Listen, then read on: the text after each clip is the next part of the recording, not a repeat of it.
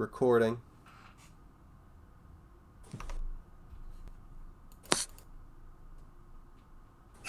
And everyone goes silent. Yeah, I'm gonna be rolling over to the fridge, so I'm, here. But whenever everyone's ready. TJ, are you with us? Yeah, I'm here. Baller's never Cool. actually been accepted, apparently. What? Roll 20. Baller's never actually been accepted. Yeah, like the slash, whatever, with your two names there. Yep. Yeah. You just got the one. You can tell Baller is just the step character. He is. I was gonna give him to Brian, and I reached out to him today, but he was like, no, he's gonna keep it to once a week, and I was like, smart, because then you'll be up to like 5 times a week in no time. Yep. So two things on that I just want to touch base on. I was telling Kevin before, and I don't know if you had a chance to hear. I was actually talking to my buddy Murphy today, and I was going to ask him to come in and potentially play like a specific role if you guys got to it tonight. And I like the idea of maybe having, like guest stars that kind of come on. So like if Brian is ever interested in just like coming in for like a one-off where it's not like a regularly scheduled thing where he's playing a character or whatever, I'm happy to do that. And like I'll just give him like some backstory and be like, this is your role, play it however you want. And then like it's just an interesting way because it takes like it's more work but it's less work for me, like it's one more person that's a wild card that who like story wise I'll see what happens, but I think it's also a cool way to let you guys really have like a random encounter, like it's not like me premeditating it all the way through because who knows what that like guest star will do with a character. So if you guys have anybody that's interested, I'm down with that. Like Harmon Quest? Yeah, exactly. So I know. Wait. So I know I've heard that 1,000 times, but I have no reference right now. Probably because I've been up since 5. So what is Harmon Quest? Dan Harmon, creator of like Rick and Morty and Community. Yeah. And he just plays D&D with his, I think, ex-wife now, and another comedian who used to be on like Whose Line. I can't remember his name. Yeah, is it and Greg? they're like the. I think it's Greg something. No, I'm not sure. No. Damn it. Now Greg was like another one with like glasses or whatever. Because I saw him and I'm like, oh, that's that fucking guy. Yeah, that's the only other thing I know him from. But he plays a goblin. Dan Harmon plays a half orc, and he's more in for like he plays interestingly because of like character development and whatnot. Okay. And they play D&D, but I don't think they're legally allowed to say that that's what they're playing, because they never mention it. And they do have different strange rules, so I know that they must have modified it a bit. They do homebrew kind of stuff. Cool. Yeah. Jeff B. So Davis. Jeff, that's what it is, Jeff. So I mean, I dig doing that. Like, I mean, last week you guys all got granted the ability to have Smite, right? Like, nowhere in D&D is that a thing. So it's like D&D 5th edition. Like, I'm sure in other editions maybe it was, but currently, like, a god giving you a boon for being its acolytes, like the DM's going to do what the DM's going to do. So, like, I think it's cool that if you guys are down with, like, following your deity's wishes, then why not get something out of it? I think I think that's cool. I think that makes it like worth playing to see what happens next. But I'll have to check that out. I haven't seen that, or I haven't listened to it yet. But also, I do have to say, so I watched all 6 seasons of Community, and the first 4 seasons were really good. The 5th season was meh, and the 6th season was utter crap.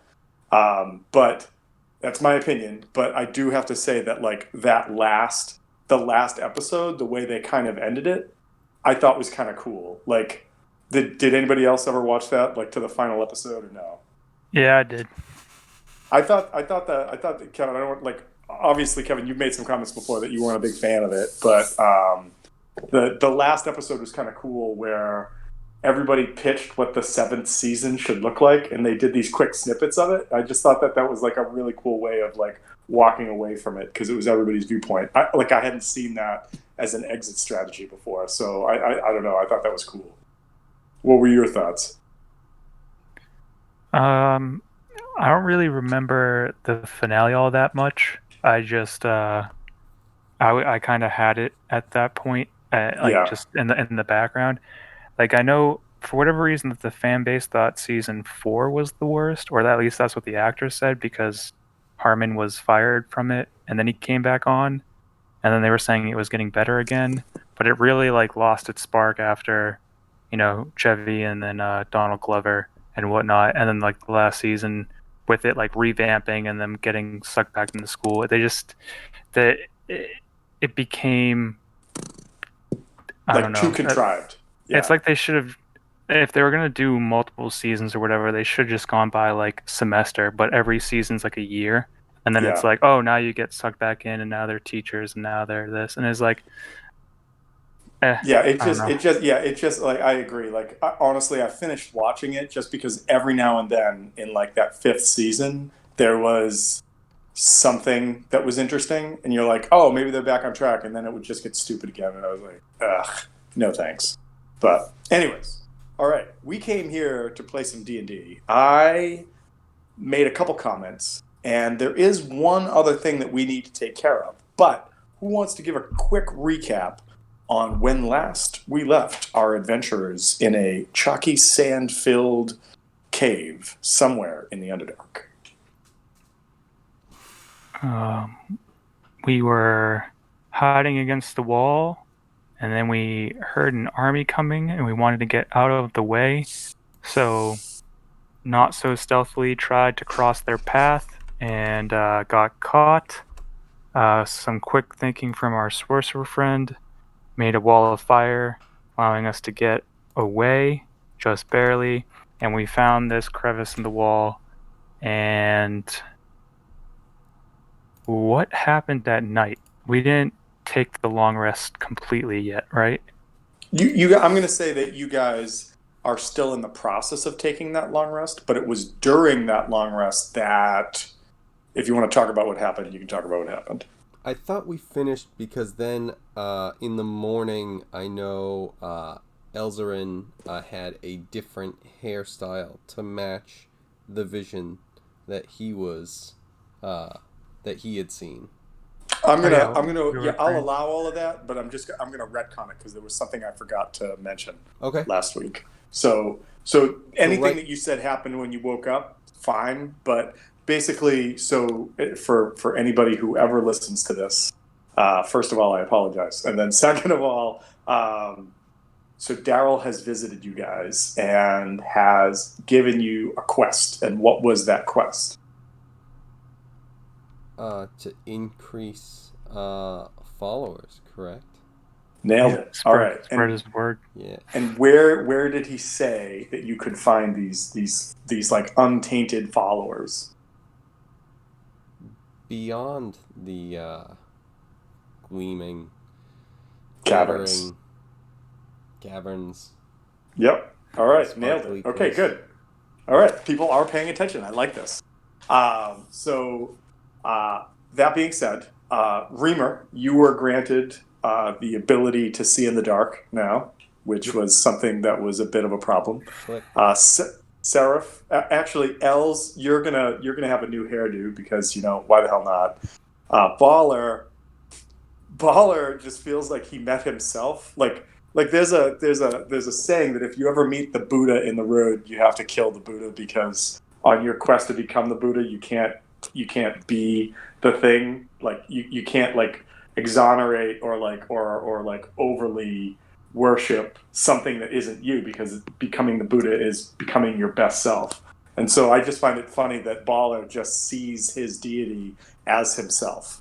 Like he's like, I'm already on the path. Like I don't like, honestly, I am a deity already. Like I just think that's both like woefully simplistic, but also just amazingly just like super straightforward viewpoint. It's the kind of person that you're like, you can't go through that wall, and they just keep ramming their head into it because they're like, no, I can't. I know I can. And then Seraph. I was thinking delusional, just because. Oh. it's like written that he's an elf and everything, and everyone else, like the three people, we all saw him as his elven figure. And then there's Baller, who's just like, Oh man, yeah, I worship this guy, but like, uh, yeah, he's in my image. It's like the dude, reverse. dude, that's crazy. Like I was thinking, like a short, stocky elf was what I was thinking Baller was seeing. But if he's just seeing like a dwarf that he knows is an elf, but he's like, no, it's me.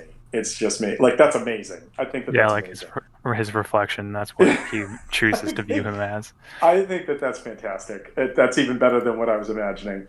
And then Seraph, you have this conversation, and then through maybe some form of like maybe this is something that we're retconning because we haven't gotten to that point yet. But you realize that a boon beyond this like smite ability that has been granted to all four of you, an additional boon has been given to Reamer, which invariably is fantastic for your group in the setting that you're in.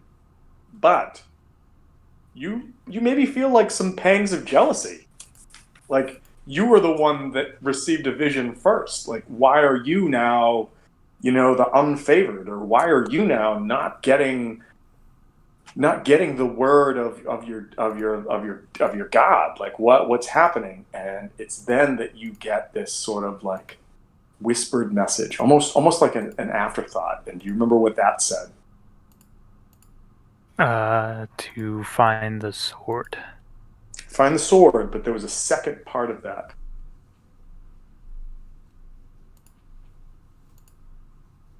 And the second part was that the shadow seeks to keep it hidden. And you remember in that vision, there was like that large lumbering, like amorphous shape that like sort of roared out of the darkness and sort of started coming at you after that first glimpse of that green sword implanted on the top of some sort of peak that you had seen. And you're immediately you don't know what that is, but you know that must be like either a protector or something that doesn't wish to allow the sword to be found. All right, so everybody kind of like falls into either a deeper sleep. Like, I mean, if you're Baller, I think that you're probably laying there snoring louder than ever with a huge grin on your face. Els, you're probably touching your hair and fixing it in a new fashion while you're sleeping. Reamer, I imagine that you are, even though you're in a resting state, just like mentally trying to flip the switch on the back of your head to figure out what it does. And Seraph, you out of everyone is probably in sort of like a state of contemplation, right? You know, like how sometimes when you're in the middle of a dream, you realize you're like, I'm in a dream. I realize I'm in a dream, but like, what does this sort of surrealism that I'm seeing represent? Like, all the teeth fell out of my head. What does that mean? Like, does that mean I've lost my appetite for something? Does that? And so in your mind, you're just like, what is the shadow? Is it literally a thing that's out there that we will face, or is it some sort of like representation of maybe doubt or remorse that I have in my head? I don't know. And as this is happening, I want everybody to give me a survival check. Seraph is too busy contemplating and got a nat 1, and then Baller got a 13. Okay, all right. Reamer and Els?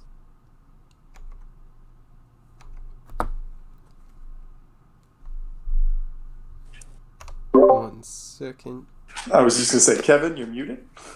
I was, but that was not the issue. Just getting this up. Come on.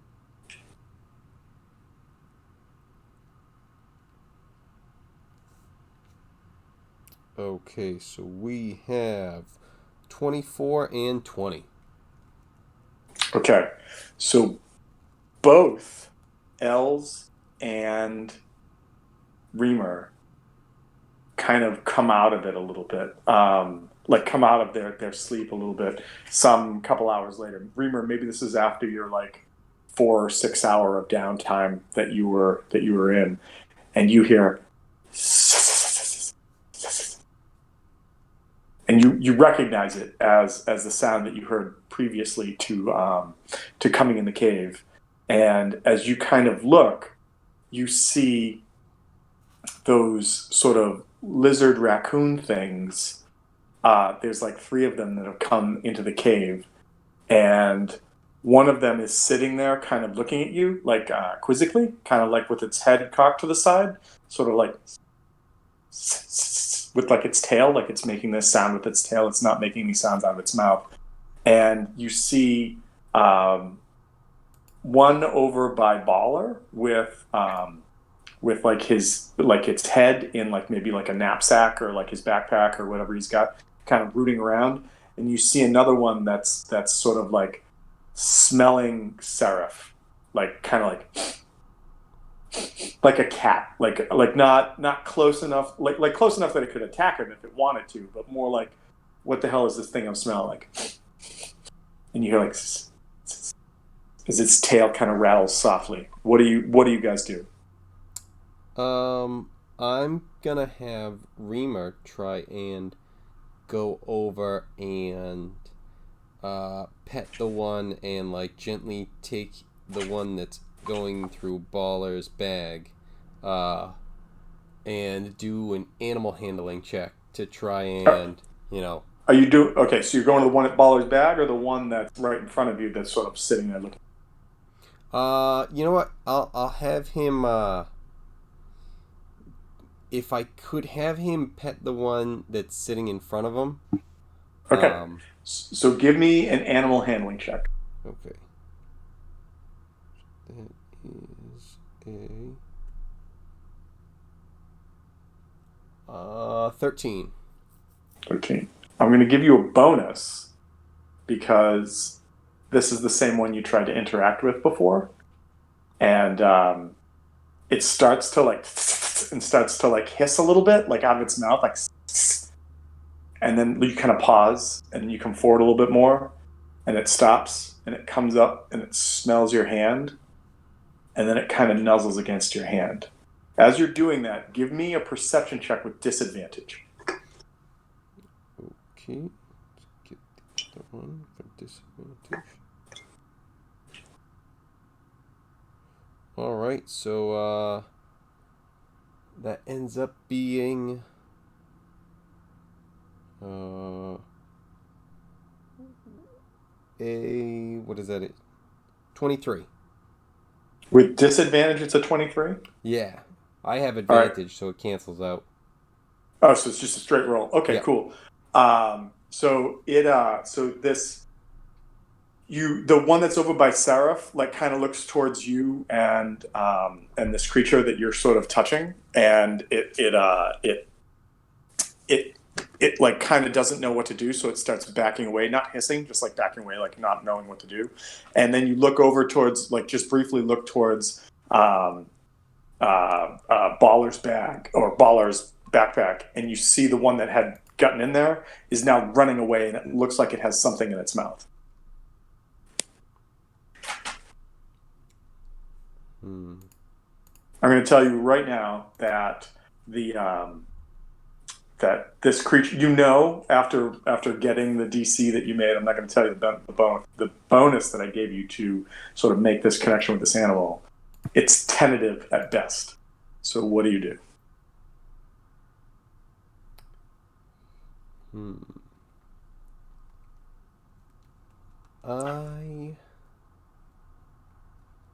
Do you like go full on K467? The meat bag does not need the things in his bag. I want this as a pet. Which, by the way, I super miss playing that guy. Just saying. Is it like running away? Oh yeah, it's a full on sprint. Like, it's already moved some like 10-15 feet away when you notice it. And so because of that, that's why you're not really sure what's in its mouth. You can just tell that it's grabbed something and it's running with it. Okay. You know what? I would like to see if I could do this. I want to cast light and see if it might blind it to give me a second to kind of get over to it. Okay, I'll say you can do that. So when you cast light, does it have like verbal, somatic components? What does that have?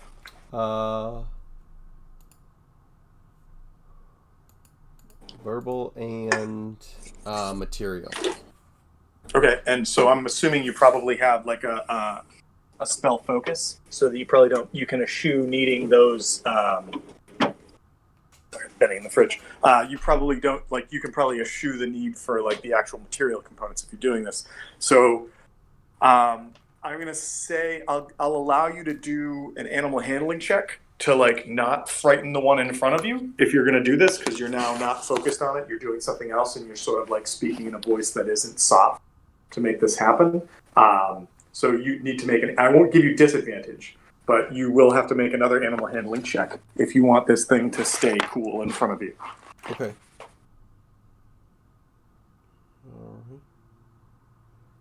That is a... Where's my check? 22. All right, high enough. So sure enough, you're like smart seats, man. Light extends throughout the room. Give the critter a check. Okay. And so the creature, like as you cast light and is in the middle of like trucking away, pauses for just a second and then scatters as if like it goes into like a full-on like dash to get out of the light and into the darkness. The one that you've been talking to is now sitting there kind of blinded the way that it was the first time that you guys came upon them. And instead of its head on the side, you see that it's looking terrified because it can't see anything right now. Like, you know, night vision goggles, flashlight, maglite to the face. And then the other one, like the other one's kind of like hissing now, like. Seraph, I'm going to say you start to wake up because there's something sort of yelling next to your head, like, and it starts to run away as well. But Seraph, you kind of start to like come awake, like what the, because there's something near you. I'm going to give. I'll let you act after I give Reamer one more chance.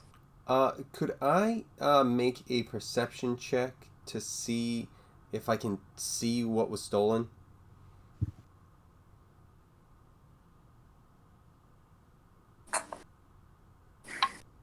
I'm gonna say yes, but you will have disadvantage on it.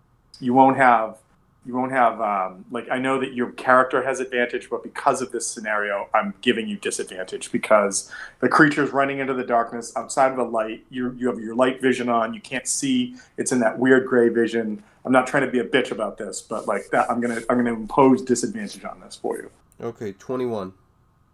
All right, 21. It looks like some sort of vial or maybe small bottle of some sort. Okay.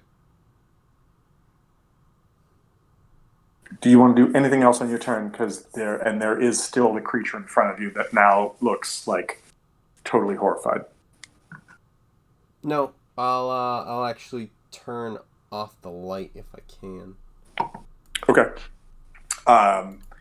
As you like turn off the light, you kind of like you lose your sight for a minute. But you can still hear. Your perception is really high, so you can hear this thing like kind of like it's unsure what to do because it's like even if you can see perfectly in the dark, the minute that your sight is robbed, it takes a moment for you to kind of adjust back. Just like, you know, when you come out of a house that's kind of shadowy into the bright daylight, you're like, ah, damn, what do I see?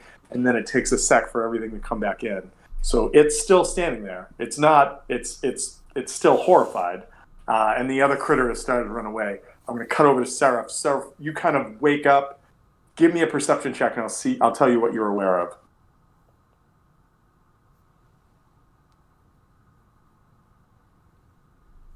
20. 20. Okay, you're aware of the creature that was near you that was kind of hissing and running away, and it looks like one of these like raccoon lizard things. You can see the one that's still there kind of like tittering or like that's in front of Reamer.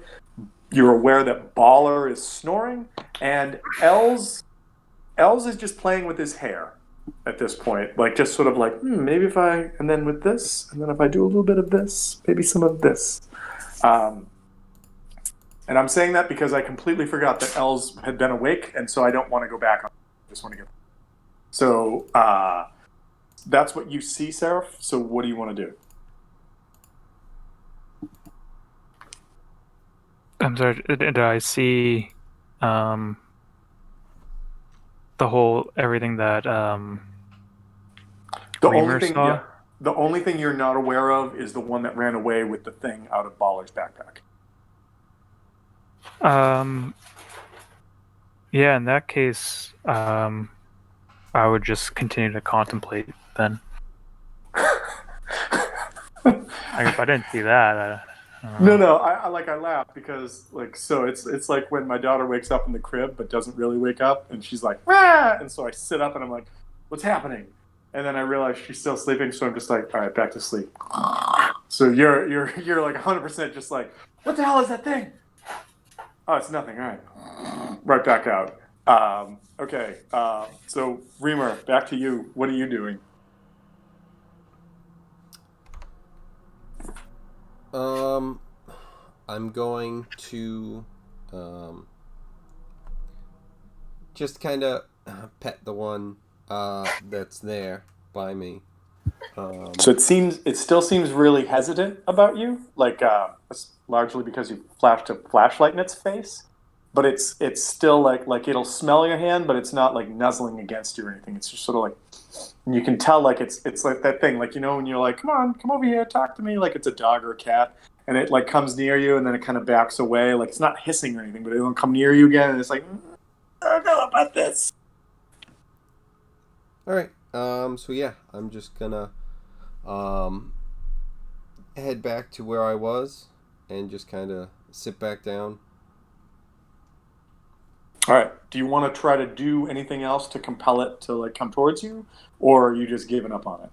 I kind of have my hand out and stuff, but nothing where I'm like really making a huge effort at that point. It's kind of like I go back into my shutdown mode sort of thing.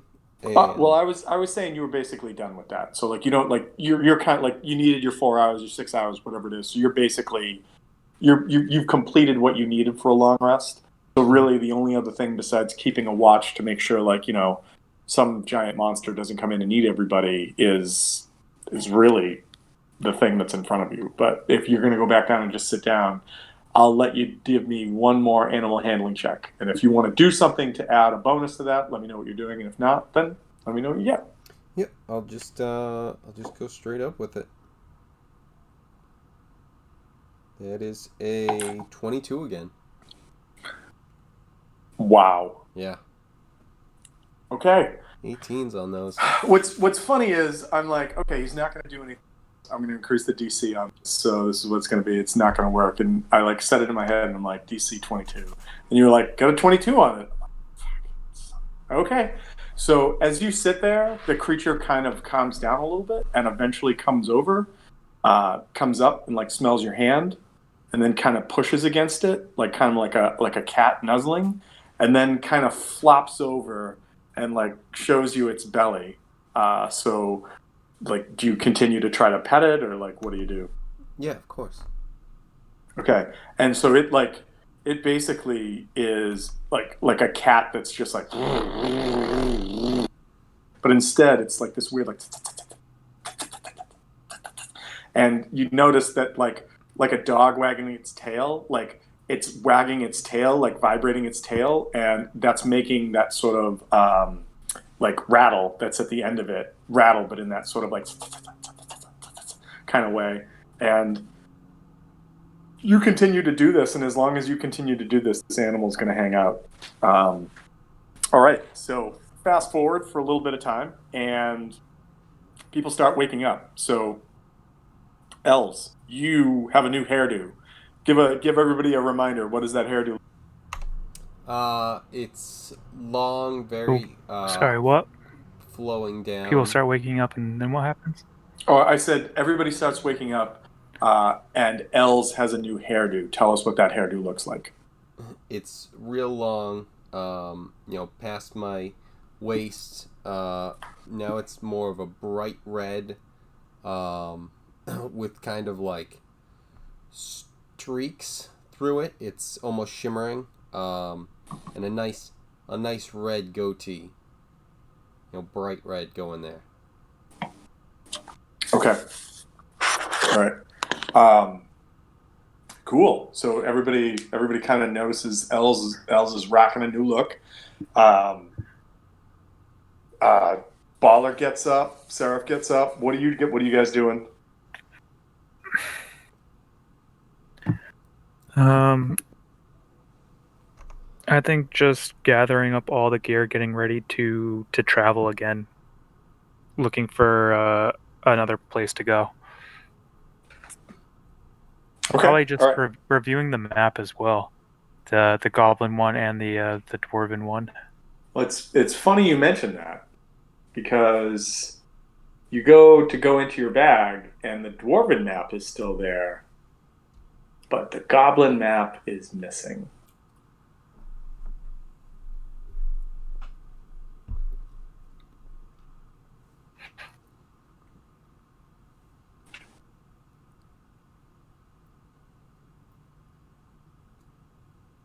What do you guys do?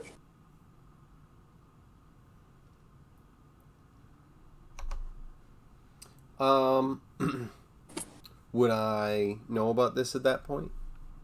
You would not know about this. Oh. There were some rolls that happened that you were not aware of, and some of them were exceedingly high. Like, I mean, if we can't find it, I think alert the rest of the team saying like, I don't know where the goblin map is. so actually, it's a good question. Did Baller have the map, or did Seraph have the map? If Seraph had it, I forget who picked it up off the body. If Seraph had it, then it shouldn't be gone, right? Because Baller was the one robbed. Well, Reamer was aware that Baller was the one that was robbed. Yeah, I think Baller went over though, right? Yeah, I'm pretty sure. Okay, so I just wanted to make sure, because if we were going to be like, who was it really? And if Baller was robbed and Seraph out, then the map wouldn't be gone. That's all. Okay.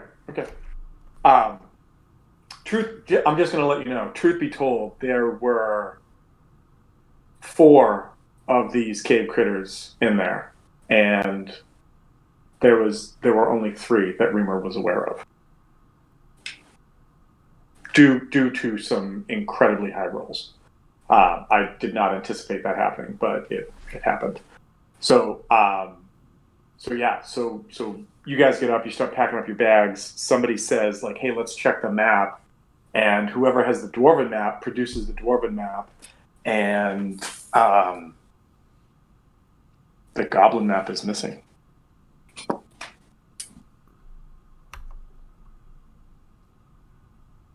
Okay. Well, we knew roughly where the gleaming caverns were. Yeah. And I would just circle a rough estimate of where we think it is. Yeah. We know it's to the east of the corpse. Do you want me to pull up the dwarven map? Sure. All right, let's do this. Let's go to the dwarven map.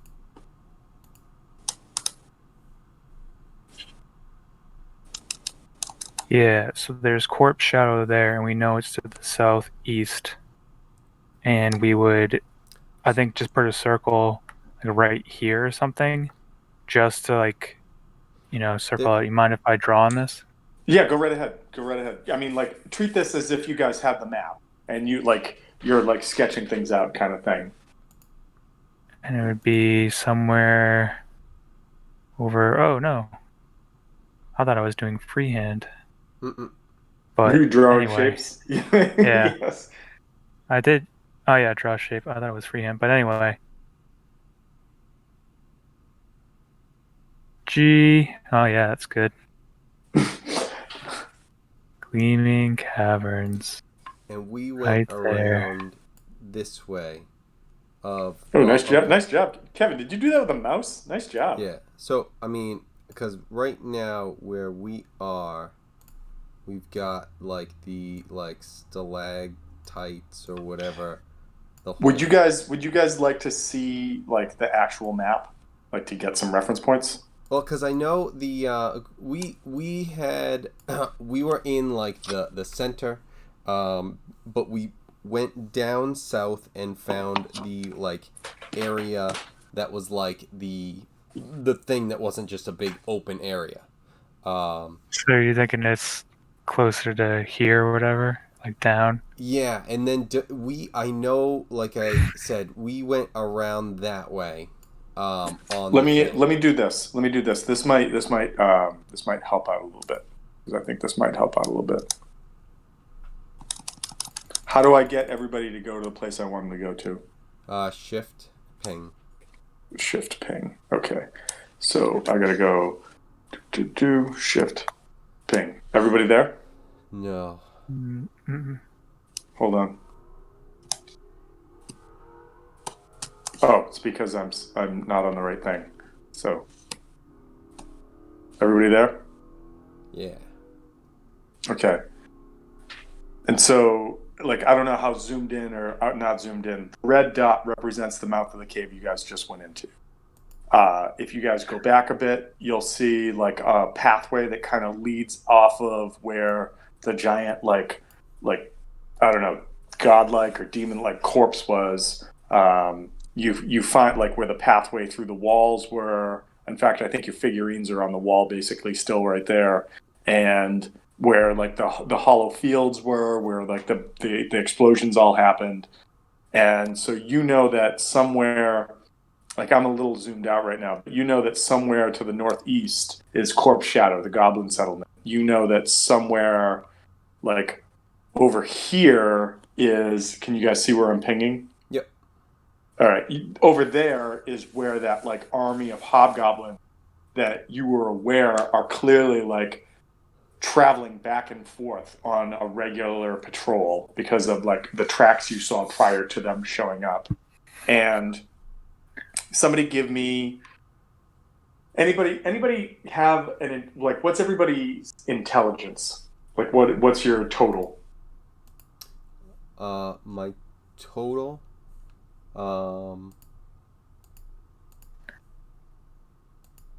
Like without rolling, like is it a 12? Is it an 8?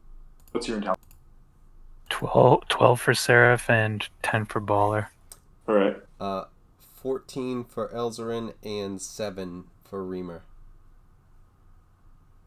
All right. 13s and above. Anybody who has a 13 and above, roll an intelligence check and tell me what you get.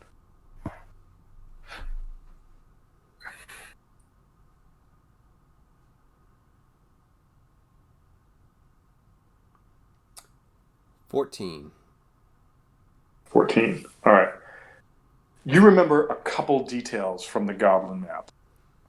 You know that following where you had been heading this way is definitely heading towards where the map said that there was like, you know, some sort of like gleaming cavern or some sort of like sparkling cave, which you're assuming is a reference to the gleaming caverns.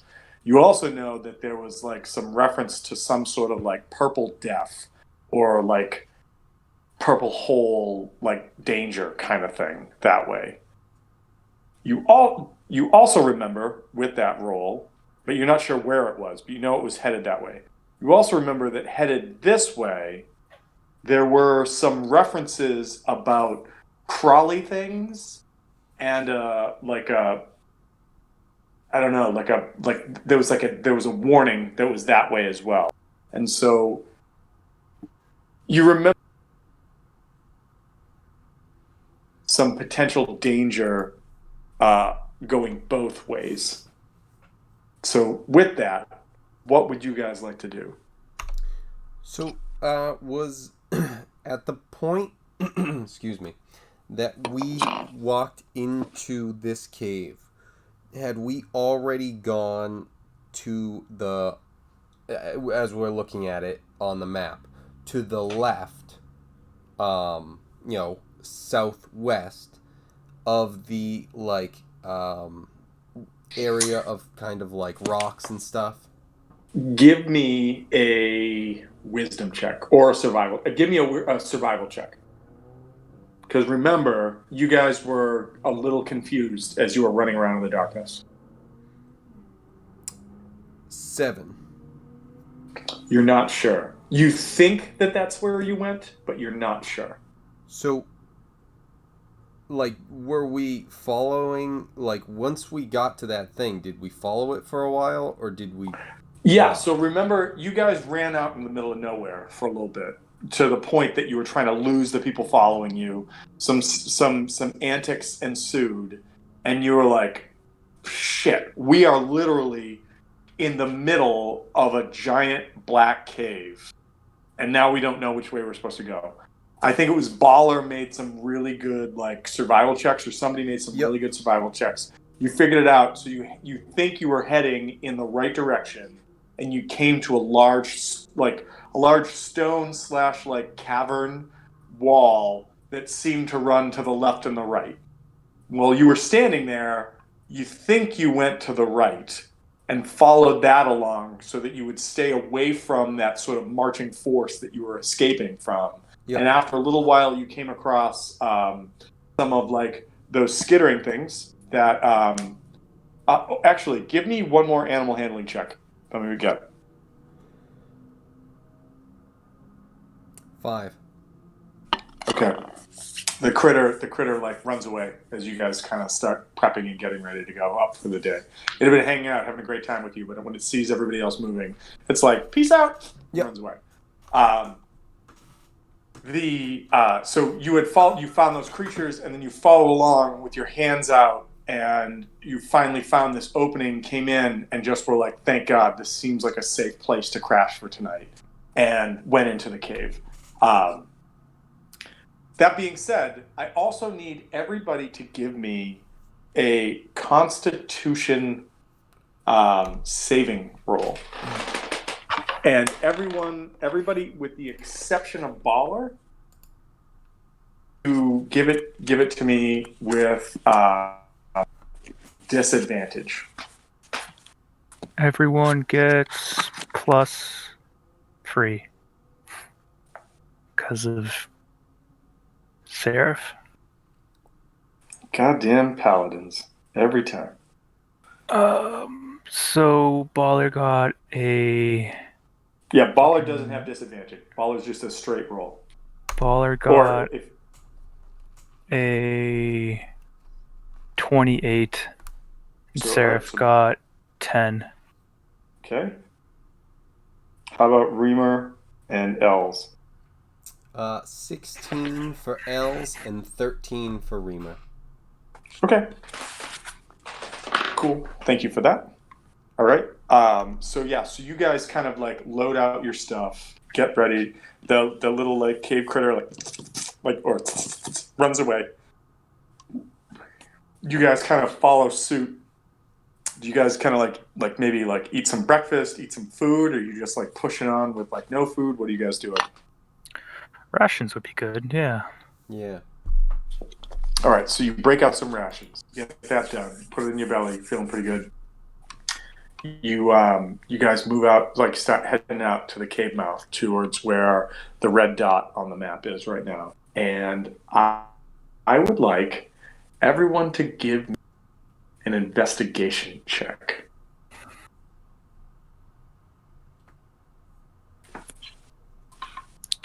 Seraph got a 17. Baller got a 2. Okay. 10 for Reamer and 6 for Elzarin. Okay. So Seraph, you rolled high enough. You look over to the left-hand side of the cave mouth as you come out, and there is there's a piece of paper lying on the floor that looks a lot like something that's missing right now. I want you to roll me a D4.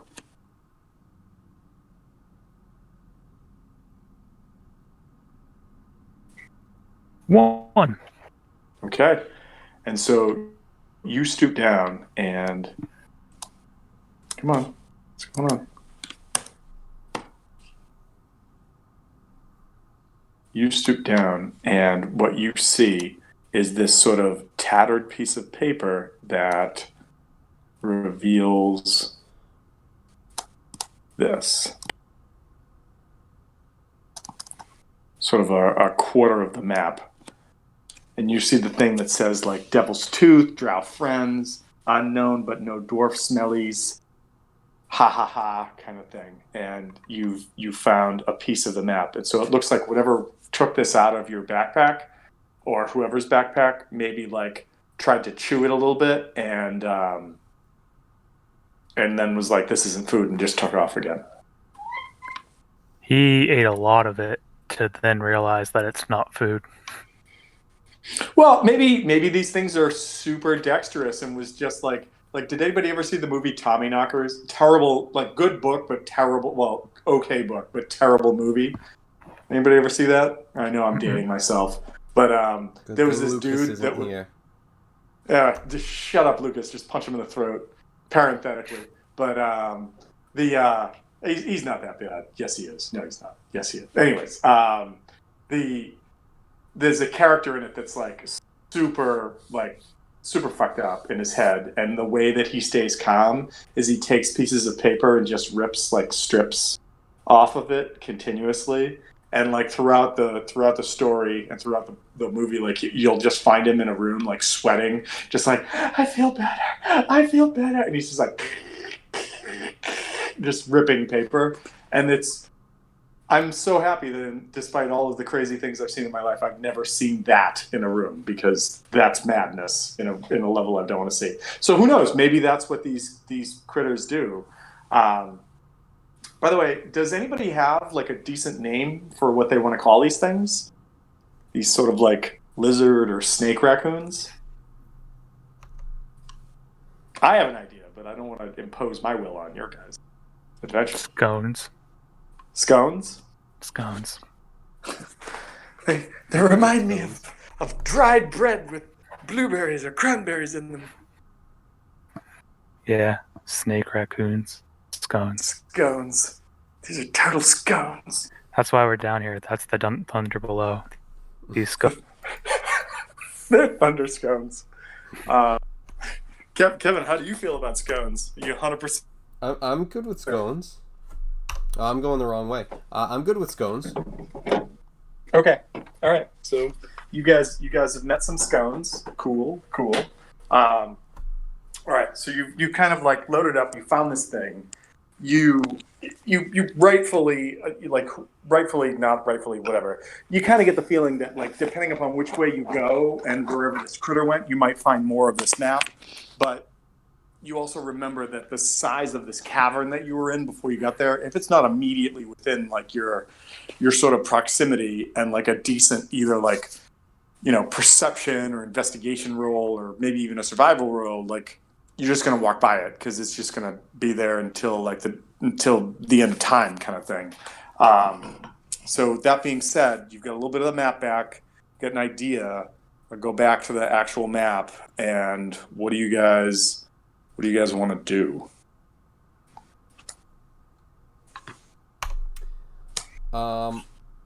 So I think we want to continue wrapping around while staying close to the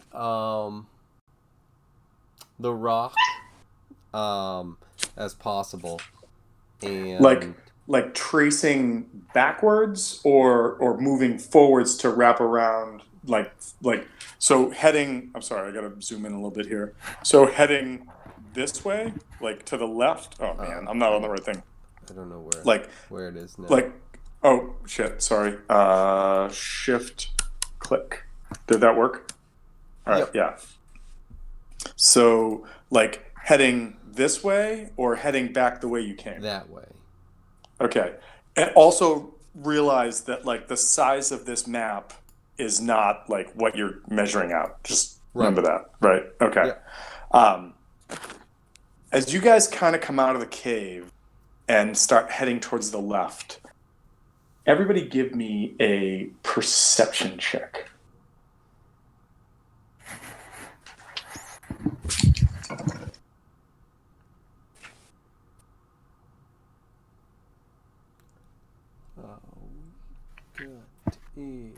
That is a 5 and a 4. Solid rolls. Solid rolls. 9.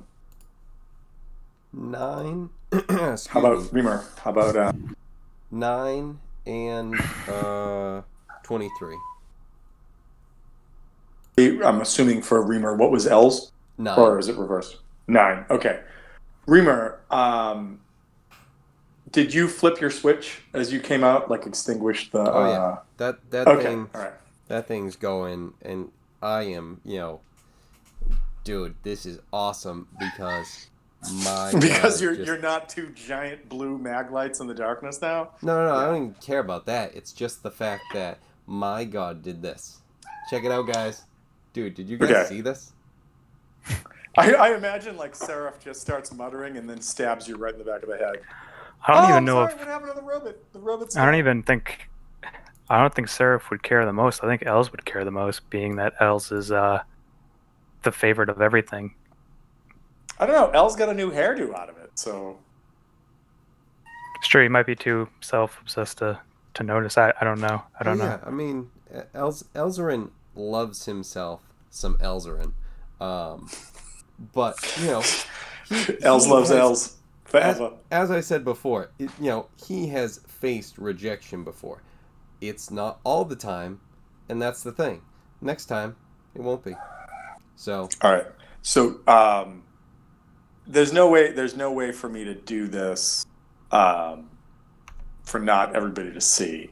But as you guys move out and sort of like move forward, I'm just going to reveal a little bit here. Like you guys kind of move out and you're following the rocks. As you get to right here, maybe Reamer, for whatever reason, maybe you hear like a skittering behind you that nobody else does or whatever. You kind of turn and look, and you guys see, or you see, nobody else really does, but this giant walled like city made of bones, and a wall that seems to be made of bones and flesh over your corner, lit up by like hundreds, if not thousands, of like flames and lanterns and bonfires. And you realize that must be Corpse Shadow that you're moving away from. And as quickly as you see that, and you hear like this sort of like beating of drums that are back there, you kind of just like, and like exit stage left, like let's just like get the F out of here, so that's not there anymore. And you guys proceed. So you guys start pressing forward, like you're just following along the rocks, right? Like you're just sort of like keeping your hand on the rock, following around with like the anticipation that there would be a like there would be either a turnaround or something that would dump you back around, right? That's what the plan is? Mm-hmm. Okay. I'm going to say, what in D&D 5th edition is luck? What would we consider luck? A feat. No, oh, you know what? Bottle cap, but I don't give bottle caps out, but bottle cap for that. That's awesome. Like, what would we, like, I was thinking about this because there's no real luck thing. So let's just do this. Let's just roll a D100, and anybody who gets 85 or above, let me know.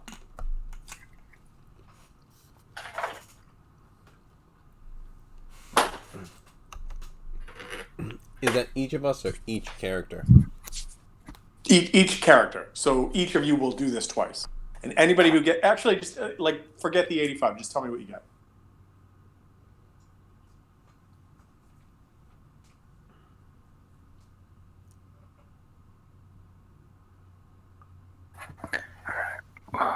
One sec. 14 for Seraph. 80 for Baller. Okay. And then what about What about Els and Reamer? Els had 91 and a 48 for Reamer. Okay. So you guys, as you guys are progressing and you guys kind of get down to right about here, move that right there. Along this pathway, you guys have found 2 more pieces of paper. So I need some rolls is what I need. So Baller, you had come in first. So roll a D3 and tell me what you get.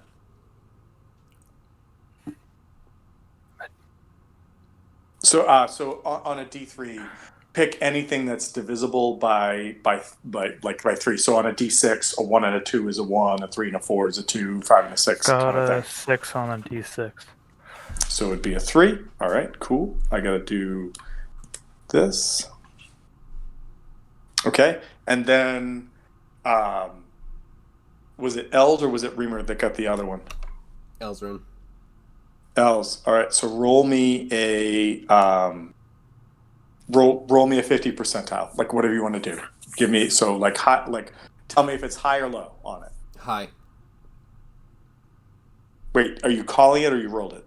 I had already done it, and I was calling it and letting you know. High. Okay, cool. You didn't have to call it. It was just like, it was one of those things where like if you got a high, it was one thing. It was enough. All right, and so you guys have recovered 3/4 of this map. I didn't think you were going to be able to do it, but good rolling. And so I will do this. Oh, why did that just move back? Boom. So you guys see this. Creeping Death. He Beckons. Purple Dead Hole. Echo Caverns. Gleaming Caverns. Watch out for the Watcher. Watch out for the Watchers. Then it says something about they, and then there's like these, I don't know, this weird mark, and that's what you guys see.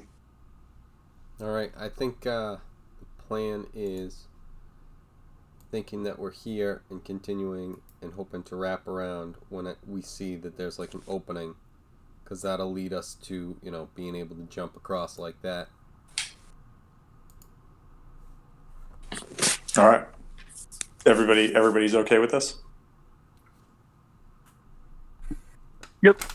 Okay, cool. I just making sure. Like, I'm not going to be like, all right, everybody. Suddenly hear like Seraph and Bala going, no, we never said that. That's not what we did at all.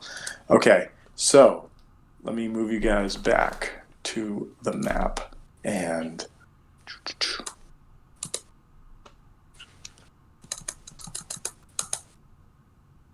you guys continue moving along, and I need somebody.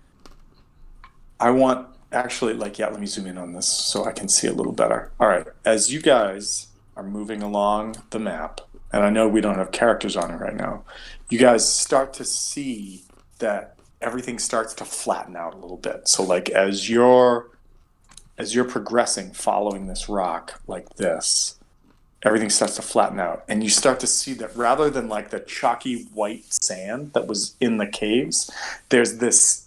It's been stained yellow, and the further you move along this, it starts to get sticky. Like, it's not sticking to your boots, but like, when you walk on the beach near where the shore has come up, it clings to your treads and then falls down. That's what you're experiencing as you're moving along this rock. And the closer you get to this, the more that this is building up. Like there's something else that's starting to mix with the sand as you're coming along. And as you're going along, who's leading the party? Like, what's the party now?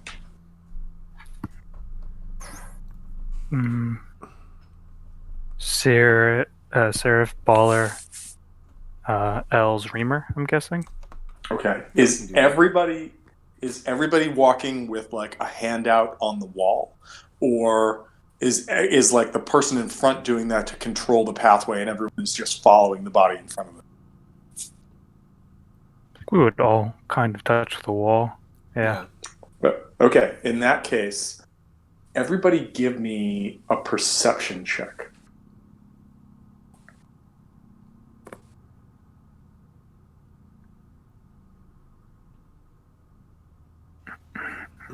Uh, 8 for Elzarin, and a 25 for Reamer. Okay. Sarah, Baller?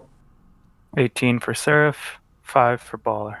All right. Seraph, you start to recognize that the wall starts to have some irregularities on it, like depressions that seem on purpose and rhythmic, like not just like the rough hue of a stone wall, but like a cavern wall, but rather like it's like kind of rough and then like like almost like these indentations that are staccato. And by the time you kind of become aware of that, Reamer, your hand on the wall has felt this as well, and the two of you kind of stop and they're like, wait, what? And you both turn and look, and because of your dark vision, you're able to see that there's something scribed into the wall. What languages do you guys speak? Let's find out. Dwarvish. Sarah speaks Abyssal, Celestial, and Infernal.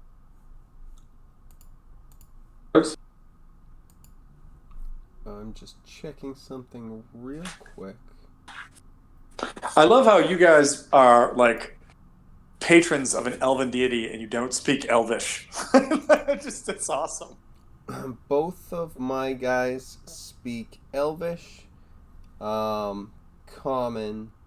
Reamer speaks Dwarvish, and Elzarin speaks Deep Speech and Gnomish. Okay, so Reamer and Elzarin, you both see that there is a statement on the wall that is reminiscent of Elvish, but is not Elvish. So it's like, so like, think about it this way. Like, if you were to read English, like, like Tom went to the mall, but then you read that in Middle English, it would be like Tom wenteth to the, and then Old English would be like Tom shagunt balauketh, and you'd be like, I don't fucking understand that at all. It's somewhere between Middle and Old Elvish is what you see, and written on the wall are the following words. It says, "An aore le hocht gakas." And I just put that into the chat in Roll20. So, Sachain an aore le hocht gakas. And I'm going to allow the two of you to make intelligence rolls. You can do one of two things. You can because you both speak Elvish, you can either aid the other. So like one of you, if you roll a 10 or higher, +2 to the other person, or intelligence roll. All right, so it's an But maybe- intelligence check, you said? It's an intelligence check. All right, so Reamer is going to try and assist, but we'll see what happens there. All right. So Okay. roll a 20 plus whatever you have for a benefit in intelligence, and then tell me what you got. All right. Seraph got a 16. So Seraph and Baller can't aid in this because you don't speak Elvish. Oh, my bad. Sorry. No, I appreciate you trying out, but it's like speak Elvish. That's why I was like, it's funny that you guys are like, Daryl's the man. We don't speak his language. We just don't. So Well, Baller thinks he does. yeah, but that's because Baller thinks Daryl's. Hey. So he was not aided, but he got a 21 intelligence check. 21. Okay. All right. So Elzarin did. So you see that the sign reads. Hold on. I need to go back to my math on this. It says. You guys suck. No, that's not what it says. Losers. It says.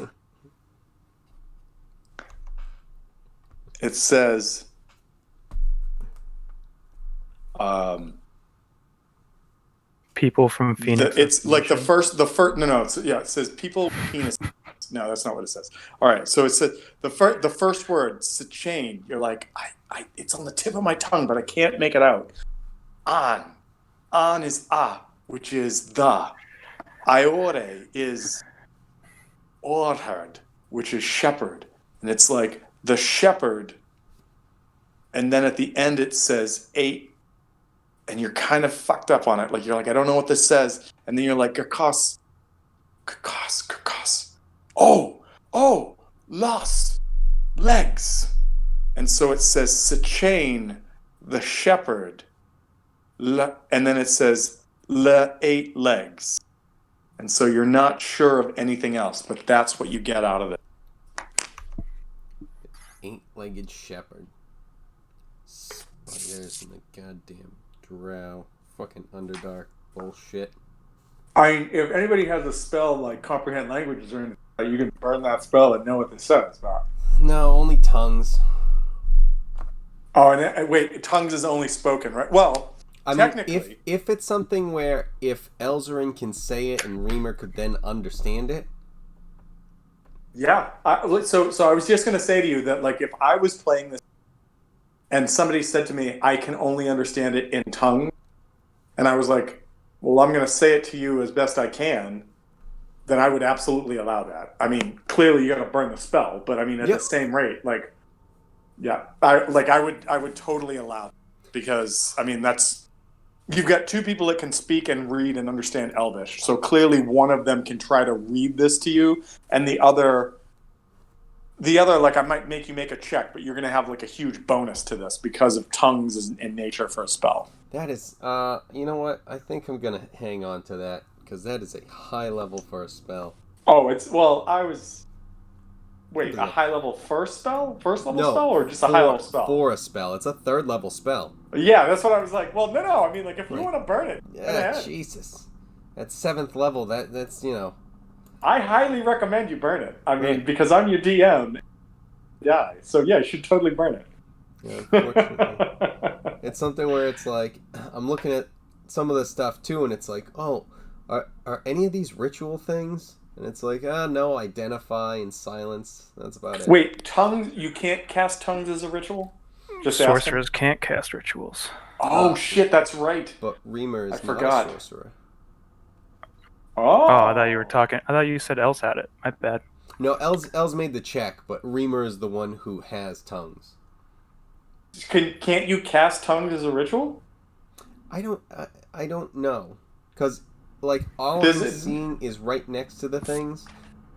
There's silence actually has an R next to it in D&D Beyond, which I'm pretty sure that stands for ritual, like able to be cast as a ritual. I'm literally looking it up right now. I mean, if you have this, I don't see it labeled as a ritual. 5e ritual list D&D. I don't get that. I hate that does that. Divination. Yeah, tongues is not listed as a ritual list. That's too bad. Yeah. I mean, that would actually like as far as like somebody who would be like an orator, or somebody that's like a high charisma character that could cast this. That would be a huge boon. But okay, yeah, so you can't do it. So I mean, comprehend languages is though. So, damn it. Which makes sense. Yeah. So do you have so right now you know that this sea chain, the shepherd, 8 legs. Yeah, I'm gonna say, you know. All right. Actually the 2 of you give me because you saw it. Give me one more intelligence check, both of you.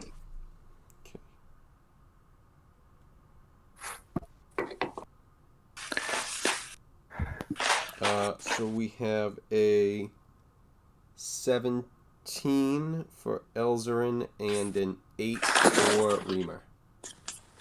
Okay, so Reamer, no idea. Elzerin, you look at this like carving into the wall, and you realize it looks really pretty. Like it looks like it was like carved with like a filigree or like like almost like a calligraphic kind of font, which is not what you would anticipate from the goblin. So can I point that out to Baller? Because I feel like he would be more of an expert with rocks and shit. You can. Hey, dwarf, you probably love rocks, you nerd. You're rock nerd. Exactly. So you can They're point it minerals. out to him. You can point it Damn out it, to him, Marie. but I will tell you that he is he's unable to see. He's unable to sort of know the language. But I will give him a survival check. So roll a survival check for him.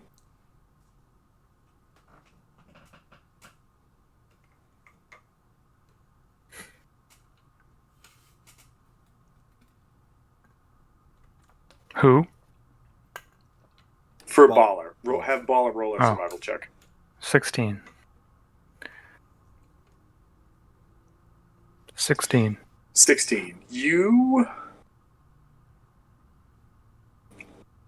You're unsure, but you feel like this may be Drow script.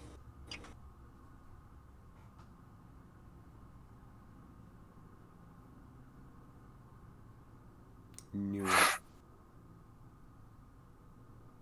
Drow script. You speak something other than Elvish? So the Drow speak their own language. It is Elvish at its root, but when they separated from the elves like millennia ago, they, just like think about it like the difference between like what the speak in New England is to what the speak in Georgia is, right? Now think about that separated by like hundreds of thousands of miles, a lack of sun, and a couple millennia. It's just going to change, right? So much the same as like there's common, but then there's undercommon. So this is like Elvish in nature, and the only Elvish nature that you know of, Baller in the Underdark, is the Drow. I mean, none of us would be able to have that.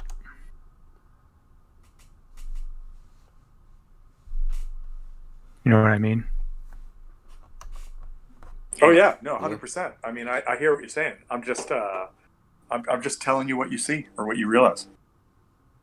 I was just asking if you recognize anything about like the rocks or anything, but yeah, Drow's about what I was suspecting.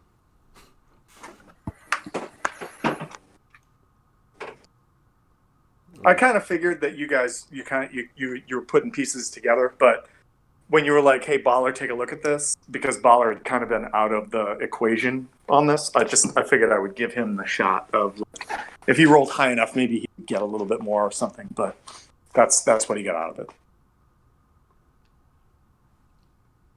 All right, so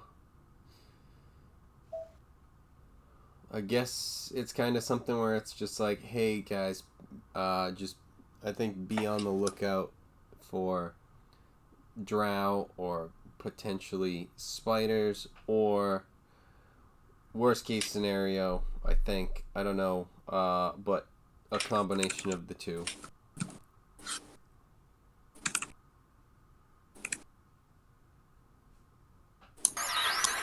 All right, we'll be on our guard.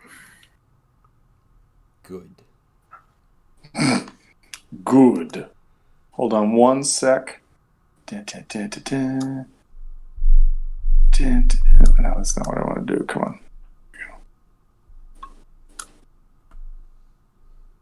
Pushy. Okay.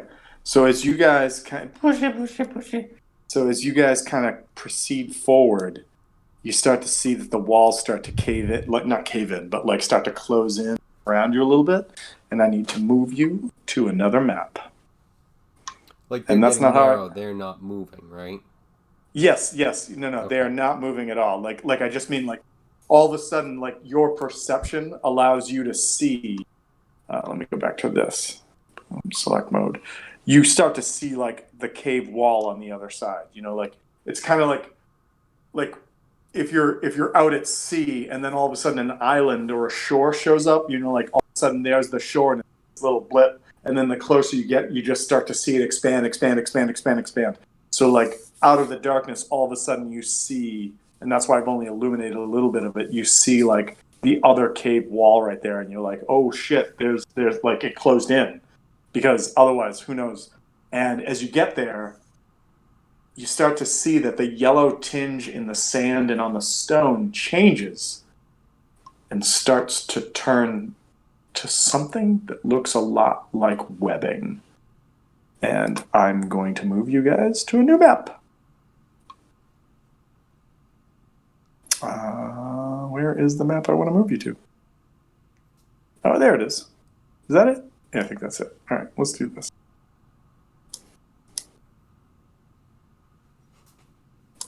All right. Reveal some areas. I'm going to go boop. And we're going to do this. Boom. And then everybody tell me if you can control your... Because you may not be able to. Yes? That is correct. No? I may not be able to. Son of a bitch. Okay. So, controlled by Reamer and Els. Save changes. Controlled by Seraph. Save changes. Controlled by Seraph. Save changes. And controlled by Reamer and Els. Well, actually, you didn't check everything, because apparently you did have control over Reamer. All right. So put you guys on... I was going over what's the other guy. Who was that? Seraph? Yeah. So, yeah. All right. So... everybody put yourselves in like the order that you want to be in. This is pretty good. Yeah. All right, cool. And then I'm just gonna do this and like just make it a little bit more apparent, like spider webs on the walls. All right. So how are you guys moving forward? And also, everybody give me a survival check.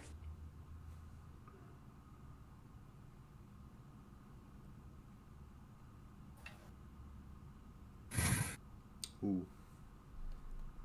5 for Reamer and 11 for Elzarin. What's really funny is I thought you were saying 5-4, as in you rolled a 5 and a 4. I'm like, God damn it, that's not good. Reamer rolled a 54, and Elzarin rolled a 7,000. Did that make the check, bitch? You better. No, you missed it. No, you're dead. You die instantly. Though. You died instantly. All right, how about Seraph and Baller? 11 and 14. 11 and 14. Okay. You guys notice that there are a bunch of weird indentations in like the chalky sand in front of you. They're not footfalls. They're not like boots. They're not bare feet. They just look like multiple indentations. And here and there is what looks like the potential of something being dragged. You know, like if you were to think of, Kevin, if you were to think of like the body during field day, like what the grass would look like after you drove through. And so that's Reamer and Els, you're kind of like just staring at the walls and these webs that are kind of like just kind of like moving rhythmically with it. And the webs themselves seem to give off this like this pulsation that all of you can kind of feel, almost like a Seraph, give me a perception check.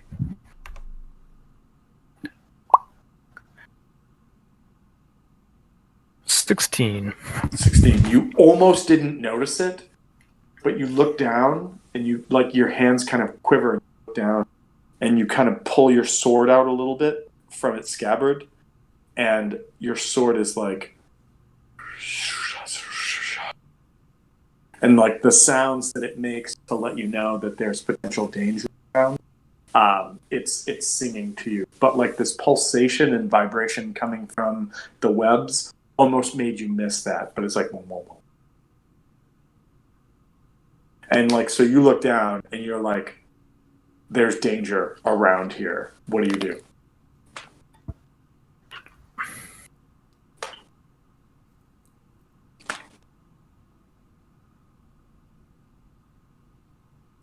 You pee your pants and run home. I mean, I would warn the rest of the party, or I would, present my sword and show them All right, so you pull, that it's picking up something. something. So you pull out your sword, and I know we've talked about this, but I'm honest. I will honestly say I can't remember. Like, does it like I know that we talked about it. Like, it kind of whispers and lets other people. But is it like it pulsates with light, like Sting from The Hobbit, or like it like makes a sound, or like what does it do? I think it would mentally alert me. Okay, so it's kind of like, hey, hey, hey. And you're like, oh, shit, I almost didn't hear that. And you look down, and as you pull it out, everybody else hears like, hey, hey, hey. And you're like, it's go time. So everybody else know that you are ready. What does that make you want to do? Just so I know. Reema is ready to run up if needed. And Elzarin is looking. He's actually gonna see if he can look up and see anything.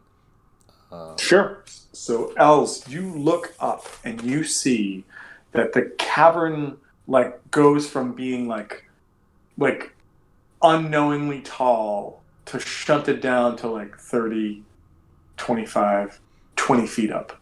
And so the cavern ceiling is maybe 20. It's rough rock again. And that these same spider webs and silk lines are running all across it. So far, it's not hanging down and in your face, but it's across everything. What do you guys do? Do I see any movement? Apart from the webs themselves that are kind of it almost seems like the webs are kind of pulsating, not not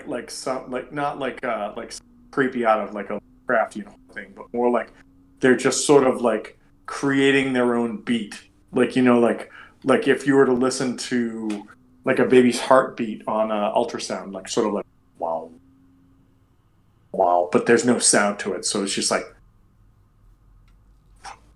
there, and that's what you see, and it's all around you.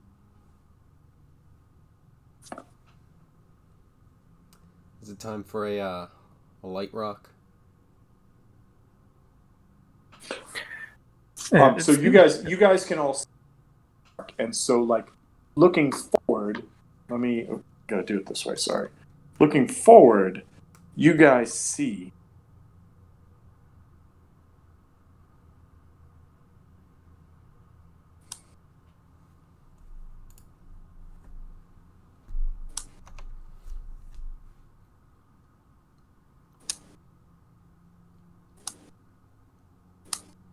You guys see that the cavern continues in, and that there are the webs continue along the walls, and that it looks like bones or giant bones are kind of attached to the walls as you see forward. Actually, let's do this.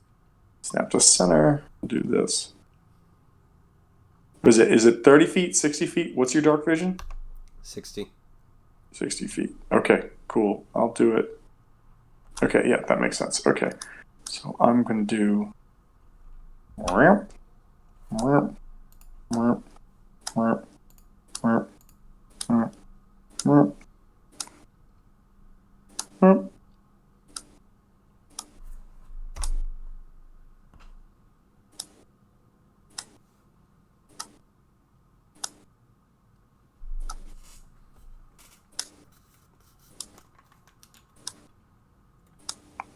see this large room that is just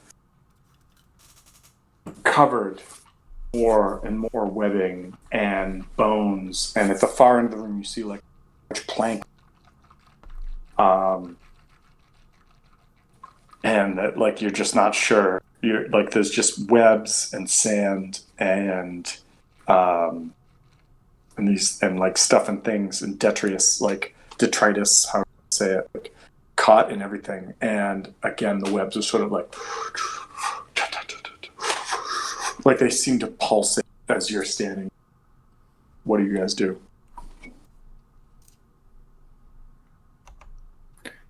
Does anyone want to find an alternative path? I guess we have to just go on through. Yeah, the other way is with the hobgoblin. The army. Yeah. Do I'll take you say that spiders over that. Do you say that out loud? What? Any of that? Well, like, yeah, just Seraph.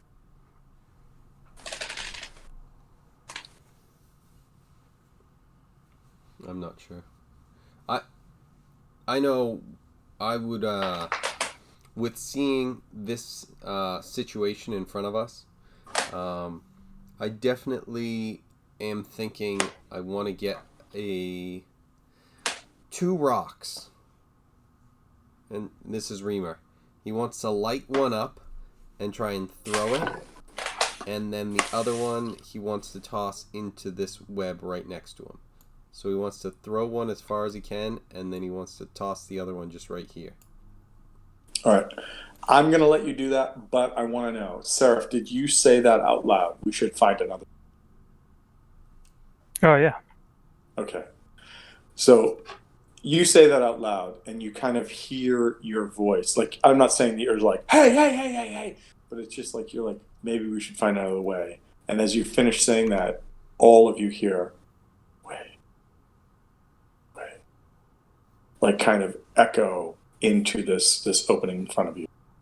Before anything else happens, Reamer, you wanted to make a couple magic stones and throw some light. Give me... Do you have 2 attacks per round? No. No. So I'm going to let you throw... Like, light is what, a cantrip for you? Yep. Okay, so I'm going to let you cantrip 2 stones, and then let you throw 1 stone in whatever direction you want. I'm only looking to light one and throw it, because I wouldn't be able to, like, if I lit another one, it would cancel the other. Yeah, all right, that's cool. So I just wanted to take that and then throw that one that was lit up, and then I just wanted to toss this into the, like, spider web, just kind of drop it and see if it got any sort of reaction.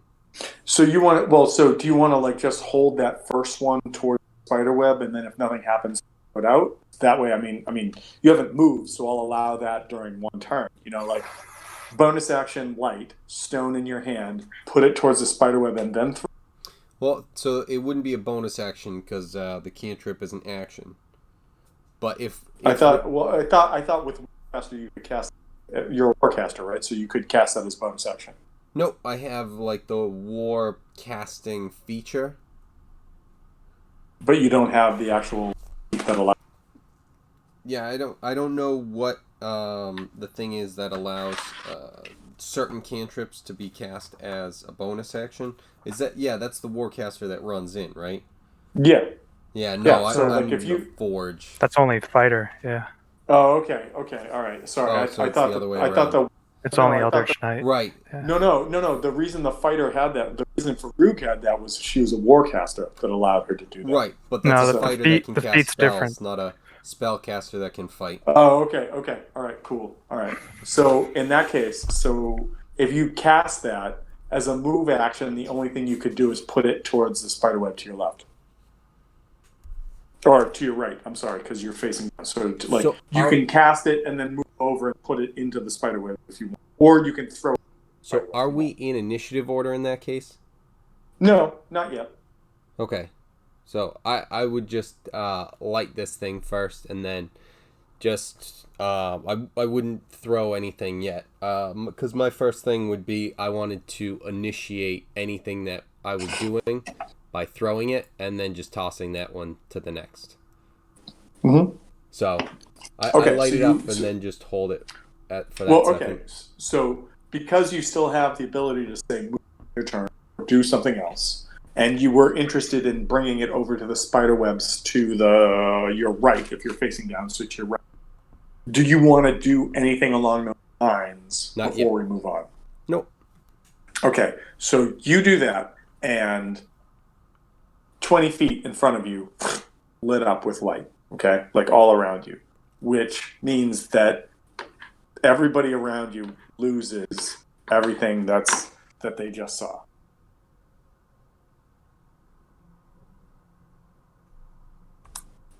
So,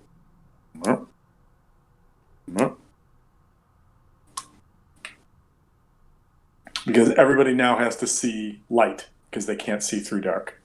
So as that happens, something else happens. You hear this voice that goes, I feel you, webs. Have you come to trade? Or have you come to feed my children?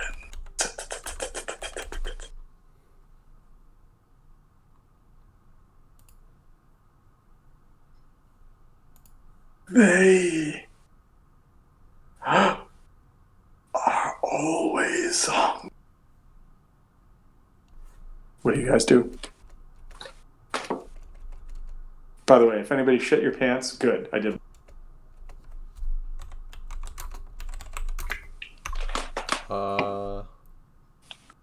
Now can I throw it? Go for it. Yeah. Tell me where you want to go. Like, just click a point in the map that's within range for you, which I think. I don't know what the range is, but like as far as I could throw it that way. So typically, a hand thrown weapon about 30 feet before there's penalty. So 30 feet in front of you, but depending upon what you roll, I will allow further. So just draw that line again, right there. Okay. And then roll a strength check for me. Okay. With whatever modifiers you have. Not great. And then plus... What is it? So that is 12. 12. Okay. So you easily heft it to this point. I gotta do this. Hold on. To the point that's right here. I'm going to say, and because it's a 12, I'm going to give you a little more, so it's going to go there. And so what I'm going to do is, first thing I'm going to do is draw a free hand. What color do you think this rock is? I'm just going to go and draw like a little green thing on the map. And then I'm going to go reveal areas, and I'm going to go zoop, zoop, zoop, zoop, zoop.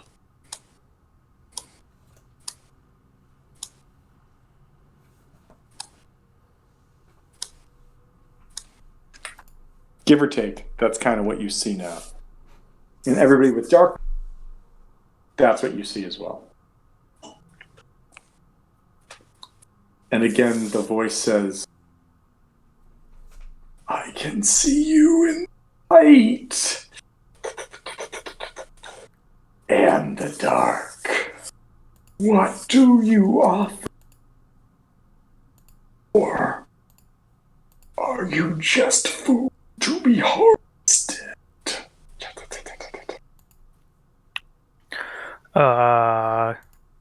Can you show us where we are on this map? And Baller's gonna hold it up. You guys are. I'm sorry. Can you guys not see where you are? You guys are right here. Are you guys not on the map? No, like Baller's asking this slithering spider thing. It's like, hey, yeah. Do you know where we are? Oh, he's asking he's asking this thing like if he knows where, or it knows where you. Mm-hmm. Yeah, it goes. I can feel your dreadful webs. They are above, beside, and below. And anybody who wants to give me a check can give me a survival or investigation check.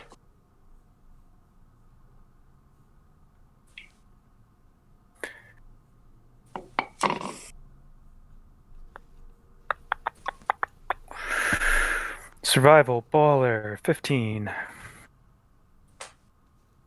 Sarah, what'd you get? 6. 6. All right. That's why you went baller first. All right. Reamer and Els. Elzarin got a 16 and a 17 for Reamer. All right. Everybody besides Sarah realizes as you look down, the reason that the sand has been partially clinging to your boots as you are is that the sand is laced with webs. That's why it's been discolored. And that whatever this thing is doing must feel the vibrations of your movement. Excuse me. What do you do? Tell me, have you come to trade? Or are you just food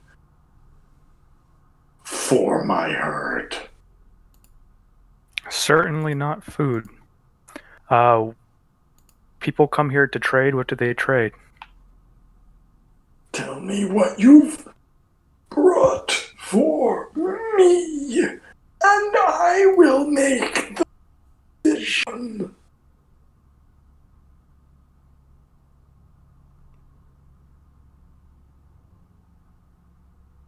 It sounds like it is time to find a different path then. As you say that, if you choose to leave, I will send my kindred to find you, and they will bring whatever you have to me for the next travelers. I am but a humble shepherd of this place. I have no allegiance to any but myself. By attacking us, you're leading your people to extinction. Many have said the same before. Do you not see the bones that are around what you... And it just sort of descends into this sort of like maddening...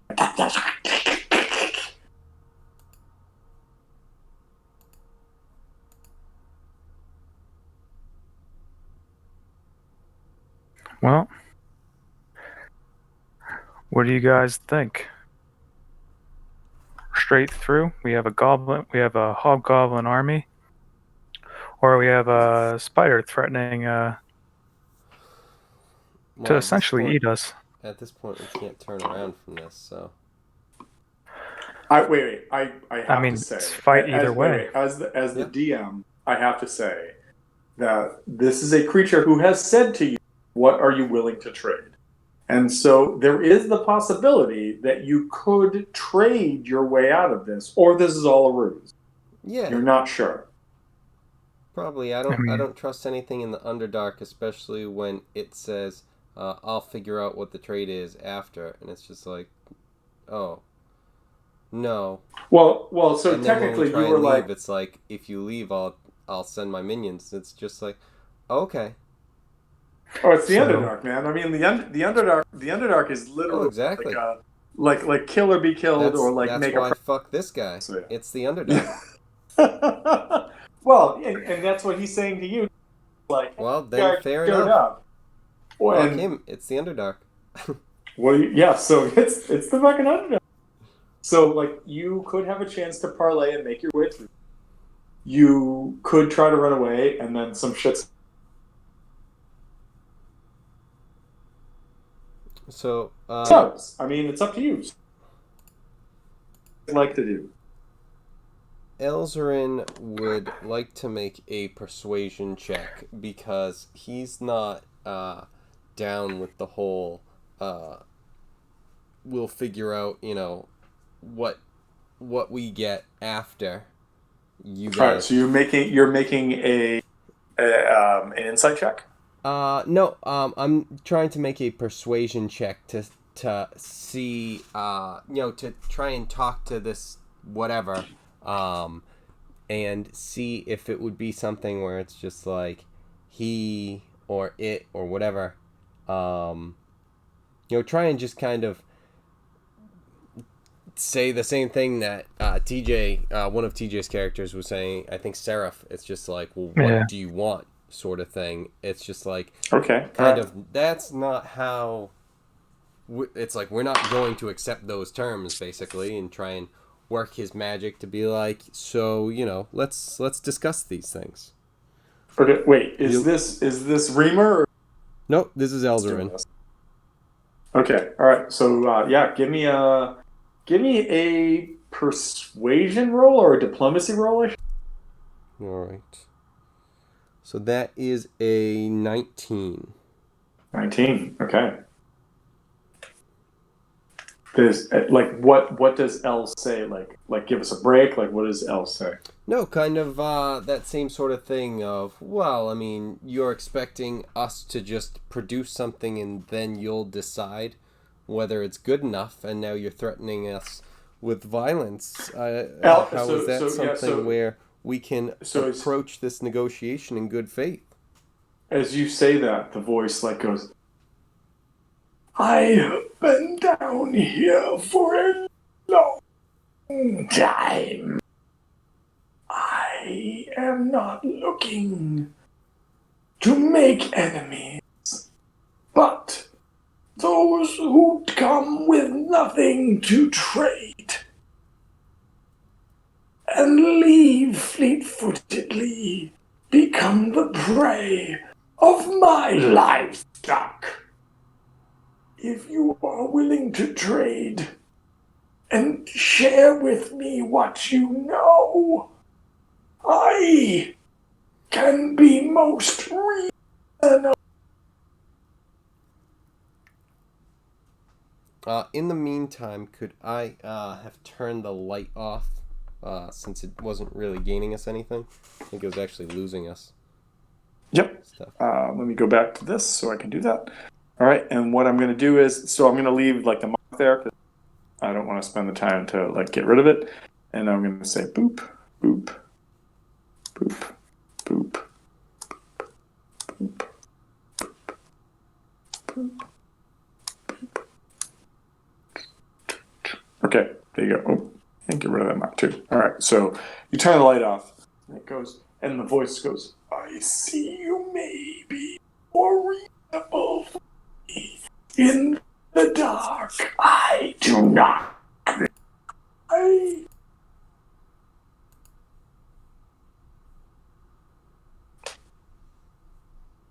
come forward, and I will parley,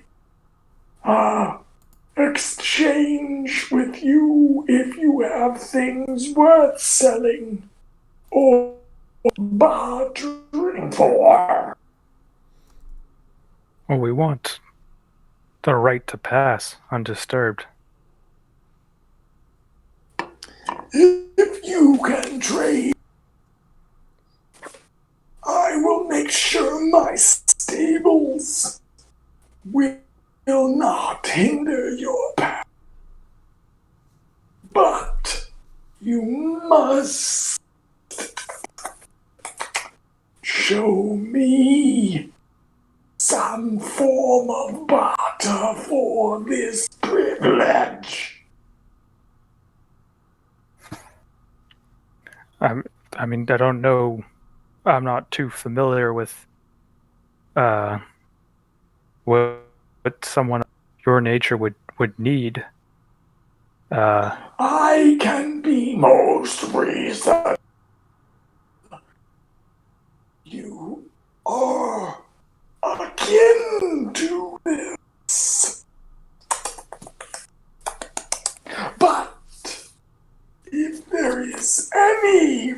moment of treachery. Justification will be swept. So he said if we come forward, then he'll reveal himself and we'll parlay, right? So if that's Yes, the that's case, what I said. then I'll start to move forward then. Baller As and you start to Seraph. move, wait. As you start to move, as you get right there. If I get right there, what? Both of you give me a perception check. Seraph got a 20 total, and Baller got an 8. All right. Seraph, give me a dexterity saving throw.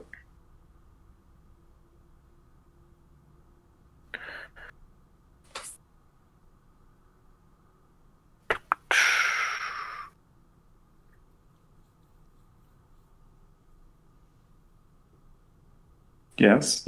No.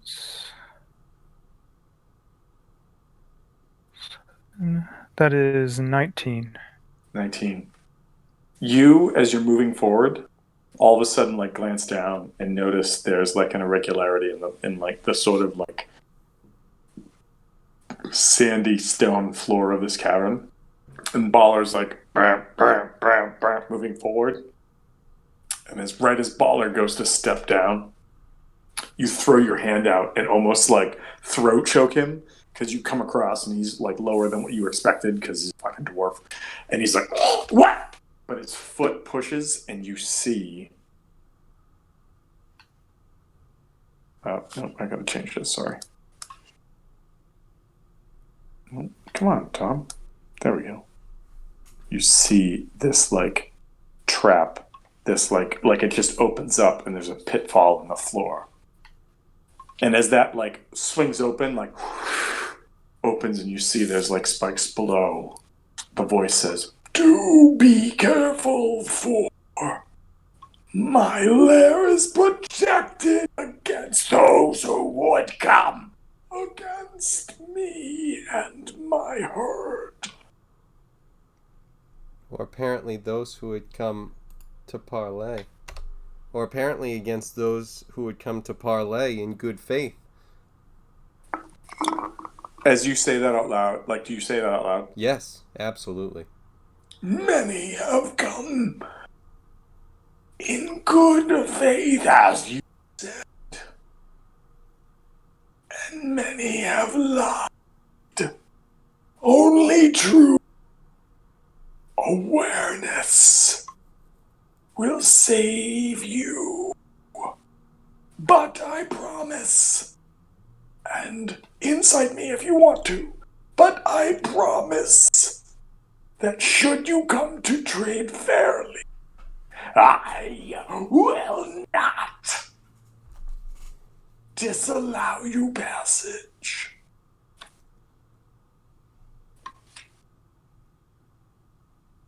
What do you guys do? Baller raises up his pipe and says, I'm gonna get high. No, he offers it up, and he says, I offer you my pipe. With it, you can improve your stories. If you smoke and tell these stories, you can make any shape you want. Come closer to where we might see and view each other. And you see, both of you from where you are right now. I'm not gonna make you move first. I'm just wanting to see this. So boom, boom. You see right here. Hold on. I want to do this. Layer, map layer, so that shit doesn't happen again. All right. So right here, you see this form standing hovering right, the sort of shadows, and it looks like a tall human with a huge beer belly, just sort of bloated belly out in front, and it's kind of hunched forward, and it's sort of you've come to the cave of the shepherd. And I'm going to say that that Reamer and Els are both like, that's what that fucking word meant. That's like shepherd. Yes. Okay. All right. Shepherd. That Aori, shepherd. Okay. Got that. All right. Just double checking. You were right. You've come to the cave of the shepherd. That's what I'm known as. What do you come to trade? Could I just, from back here, could I just have a fireball spell prepared in case shit starts going down?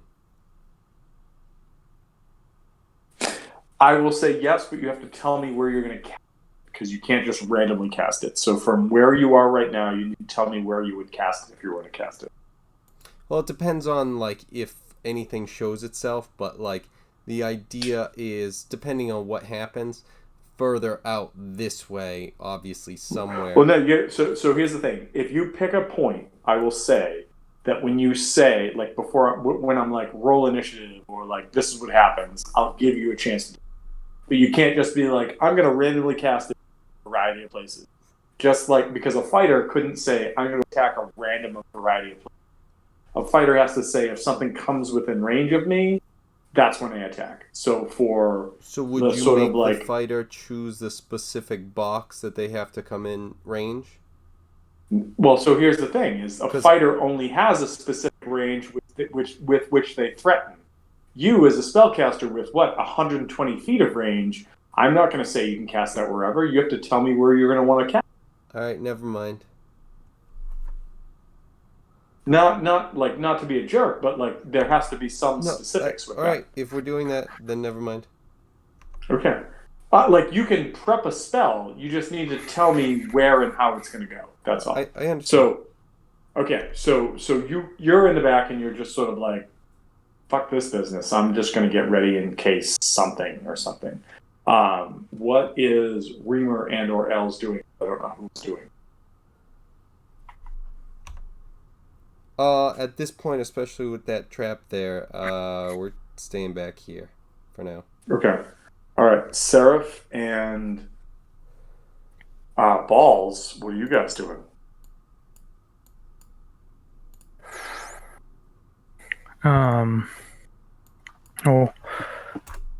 Is this the creature right here?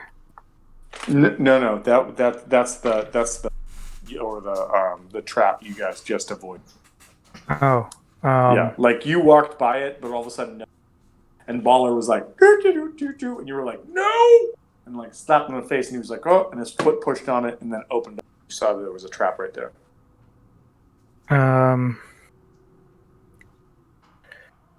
We were approaching and waiting for this thing to reveal itself, and we come over here, and we're like, saw that, yeah, and you saw that there was a motion or movement or a figure in the darkness right here. A figure in the darkness over there. We would approach with caution, and then Baller is still offering up the pipe. Yeah. All right. So as you guys come closer, move to where you want to go. Because we saw the creature over here. Like over there, right? All right. So yeah. So you see what looks like this like tall human that as you get closer and as your dark vision starts to like align is a humanoid form, but is not a human. Its bloated belly and its sort of abdomen protrudes. Between its legs are these weird sort of like flicking tendrils, and this sort of like seeping web drips out of it in this ever-present like. Its hands have 3 fingers, each of which sort of twitch into itself, one looking like a thumb, the other 2 like digits. And its mouth is this weird distorted beak that opens and closes, and in between the beak you see lips almost humanoid in nature, with teeth that look almost humanoid in nature. And it says, "You've come closer, so trade. Yep. What do you offer for passage through my territory?" This pipe. He looks. Says, "What does this pipe do? Does it grant me the ability to see beyond these caves?" It allows you to make a cloud in any shape that you desire, and it can stick around for some time. Show me what you mean. So Baller will take a puff of it, and then he'll make like a little outline of a dragon as he smokes, and it will be like a small dragon. So, like full on Gandalf kind of pipe smoking. Yeah. So he'll like smoke a lot of it, and then it will get the smoke will start to take shape around and slowly start to form into take a form of like a small dragon, like a yeah. Because I don't think it can be too big. He says, "I have seen this before. The Dark Ones play with these things, and I have not been given this. But for free passage, I need more. What else do you offer me?"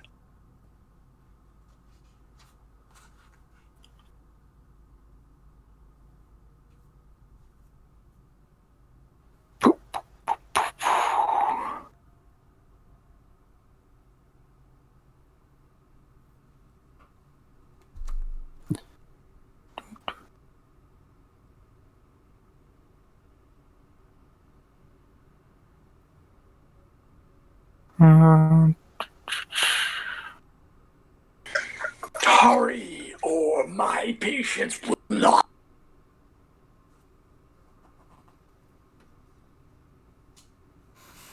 Trying to find.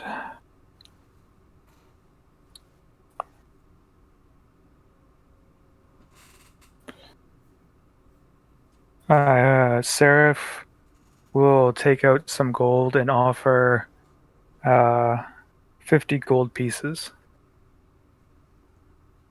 Do not make me laugh. And you hear this like horrible, like retching sound that is clearly this creature laughing. And it says, "I have more than enough of your surface treasure." And like you notice it like waves behind it, and you see for the first time that there's like this like glittering behind of like large amounts of some sort of wealth. "I seek things that will entertain me. This pipe may be, but I need more." Entertain.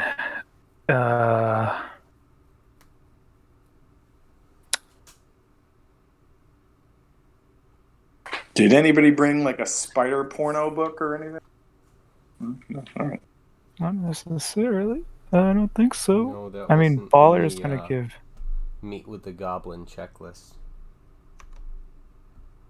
I feel like Baller has all these different interesting things. The only other thing Baller has in the form of like entertainment would be bagpipes. What are these pipes or bags? Baller takes them out and he presents it, and I guess starts to play it. Give me a performance check.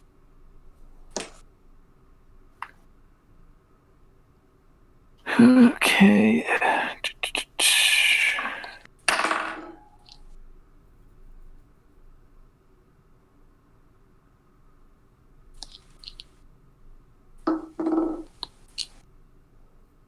16. So I rolled against you, and that is definitely enough. So you break into some bagpipes, and this creature, like, first stares, like, what is this sound? And then eventually kind of like rocks back on its haunches and sits on his legs with its legs split and starts clapping its claws. And it's just like, can I make same sounds? And does Baller show him how to set sounds? No. Yeah, he can show him. He just wants to make sure that this is enough before puts his mouth on the bagpipes. I don't think I want him back. This creature's mouth opens as like a beak, and this like lulling tongue like wraps around the top of like the mouthpiece where like the reed is. It says, "I will now to make the sound," and it starts to come out, and it sort of like starts off like he's like. And Baller kind of goes, "You're gonna need to practice, but you're getting it." And when the creature looks at the two of you two may pass unhindered.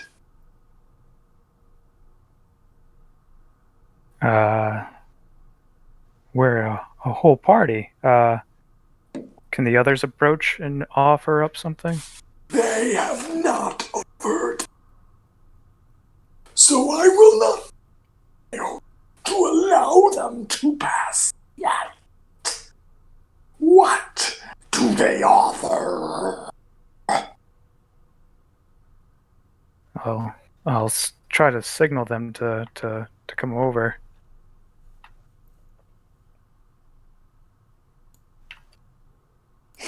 Hey, get over here! Like, what do you do?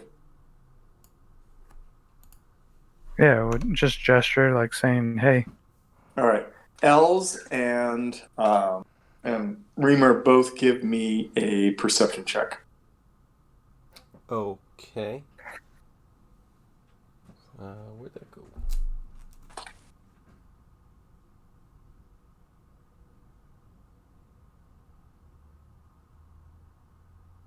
Okay, so a 13 and a 26.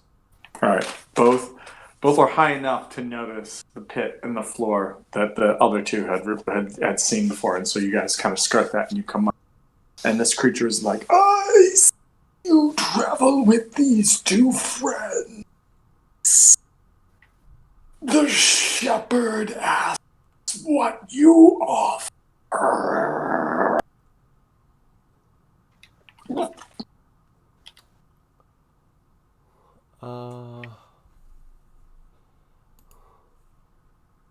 You know what? Let's go with... Yeah, here, you can have this staff.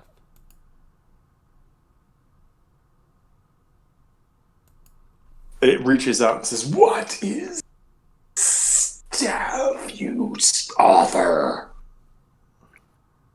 It's a snake staff. And I hand it to him. "I am not a snake. What does it do?" It turns into a snake. And then I show, like, Reamer holds up the staff and turns it into, it's, snake thing. And does it, like, correct me if I'm wrong or whatever, but it's, the snake basically follows, like, the person does, correct? What is it? Like, if you do that, like, this rod turns into a snake, like, it follows your commands, kind of. That's the scenario, right? Correct? No, it's just that you can attack with it, and it does some piercing damage. Like basically, the snake can bite you. You can have the snake. Oh, okay. Bite So someone. it gives you sort of you do it right. Well, what is so it? if you were to hit with, you'd hit with a staff, and then the snake turns into something and attacks, right? Well, you turn it into a snake, and then you can have it attack. And if it hits, then someone has to make a con saving throw to protect against the poison. Okay, all right. So I'm going to say that you kind of you show this thing it, and it goes, oh, a pact. I have not had something with no life so long. Elzarin says, "Yeah, that's from the both of us." And like it looks at the two of you, and you see these that are like black. Like blacker than like the darkness that you were in the cavern outside, and it just sort of swirls around, and it says, I will accept this token, and you can pass. And it reaches out and it takes it from you. What do you guys do? All right, we pass. As you guys start to leave, hang on, I want to do this really fast. Oh, I gotta do this because that doesn't work. No.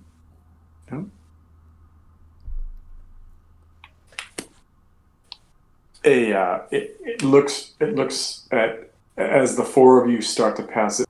I have not been bartered with in many years.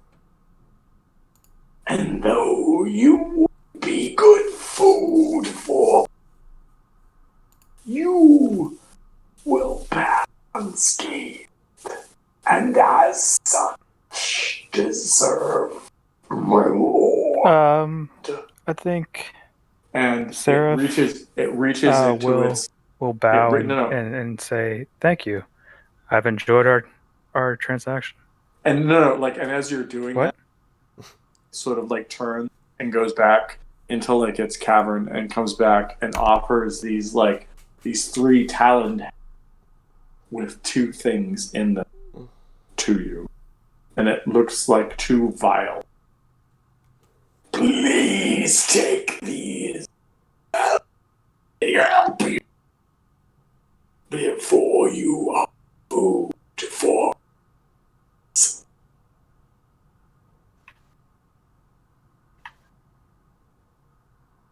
Does anybody go back and get them, or you just say, fuck you, I'm out? I'm sorry, I don't know if I got all of that.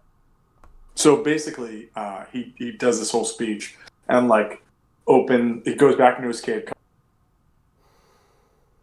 Two vials in these like taloned hands that he offers out in like a sort of supplication motion, and says, these may help you. Take them if you will. One in each hand. Does anybody go back and take them? Or do you go like, fuck you, mouth, bye, later?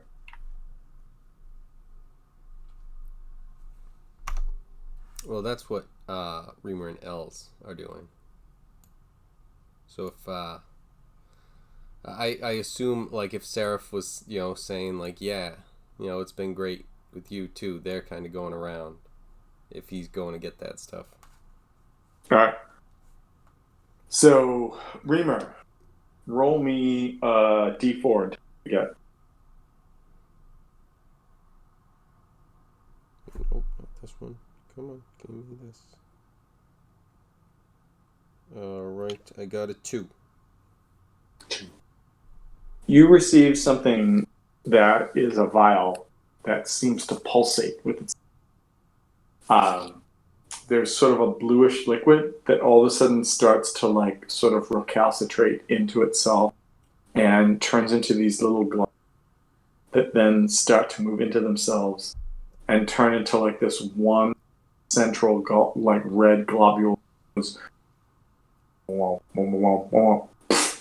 It comes back out, everything turns blue. It turns into little reds, bigger reds, bigger. It's doing that as like it's what it's doing. And then, was that who was that? Was that Reamer or Els? Reamer. Reamer. And then Els, if Els is grabbed, Els immediately recognized potion superior heal.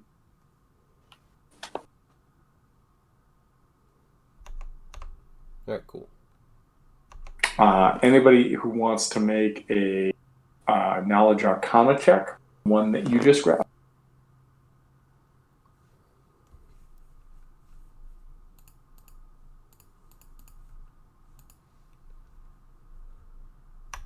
Sure.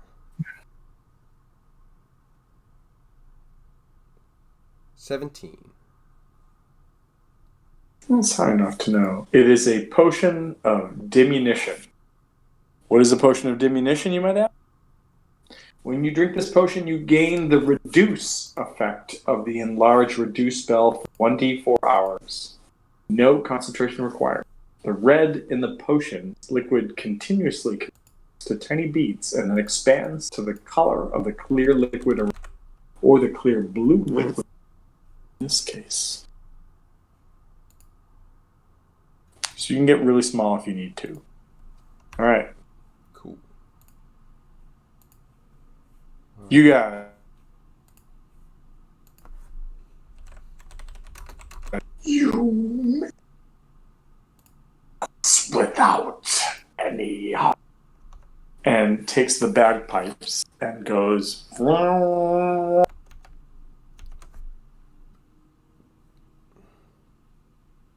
and all of you hear this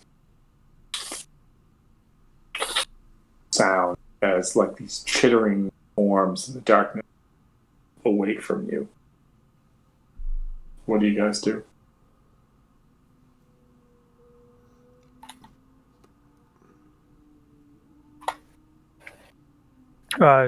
Travel on.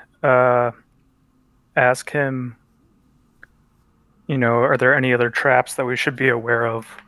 And what direction? How do we get through your lair? Where do you seek to go from here, traitors?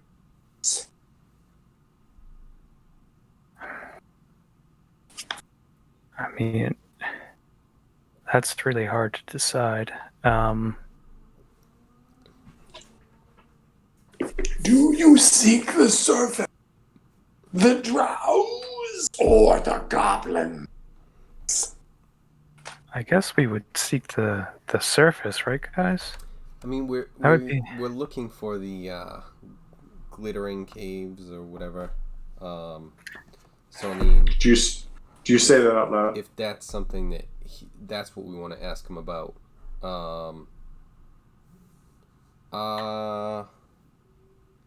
Do I say that out loud? I don't know. You hear him.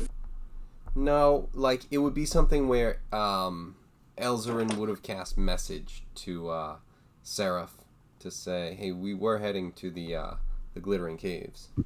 All right, one of two things needs to happen. One, you need to go on D&D Beyond and check that off. Two, Seraph, you now hear. It's a cantrip. All right. Mark it off anyway. Okay. And so you hear glittering caverns. That's where we're headed. So what do you say?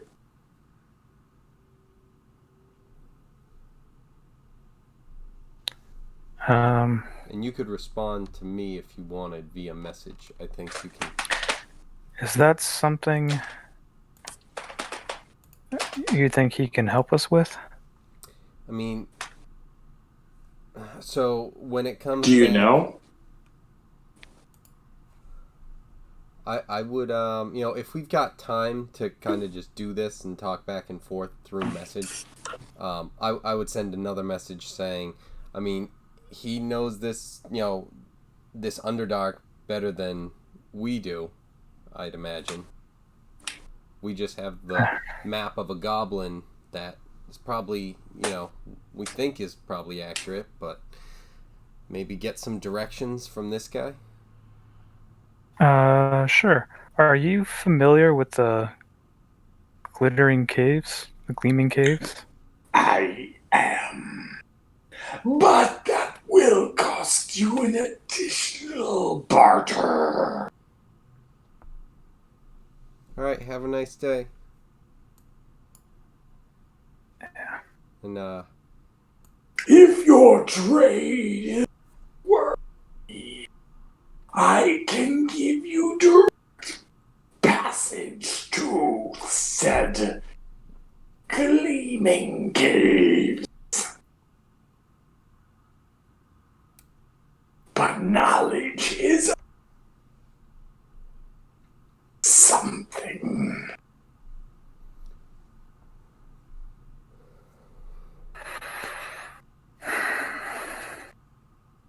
Which way is the surface?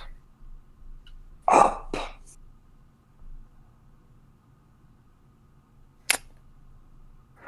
Right. Wait, did he take I me? share not. Is given. And at this point, you've realized that the figure is like this purplish colored, almost like brutally formed humanoid with like a huge hunchback and like a large pot belly and these two forearms that come into like multiple clawed like visages and legs that, although they bend, just sort of like bend and flex of their own accord, especially as it gets like, excited, like less like interested in what you're on. But it has not a.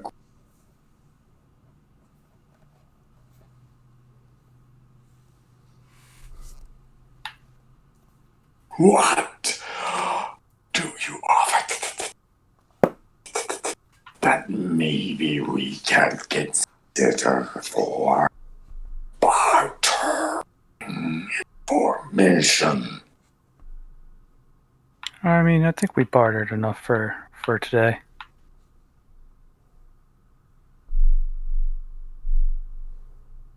You have your friends have more questions and seem most like fodder for my attendees.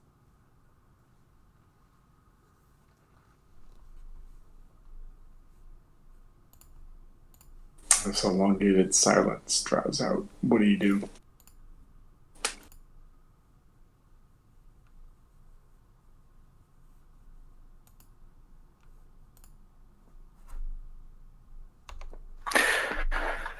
What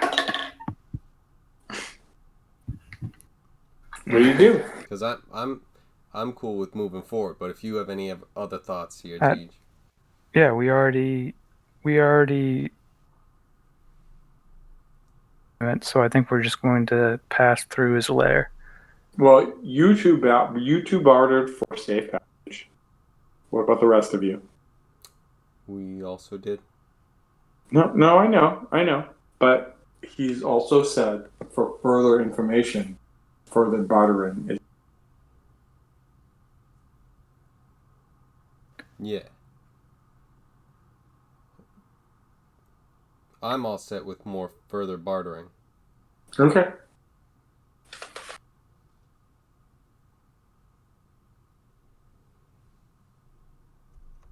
So you all start to move on from this. Yes? Yes. Yeah. Okay. As you start to, he says,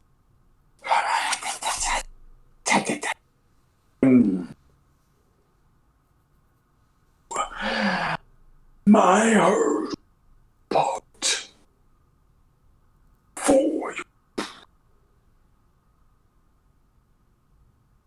to expect this to last for your pay. and he hands you a coin that has a spider. Like the coin itself is actually by the form of the spider, which is all in black. It's gold. What do you guys do? This is a coin for like the rite of passage through your lair. The figure is like, I bartered enough for today, and starts like backing away, like just further into the cave. Right.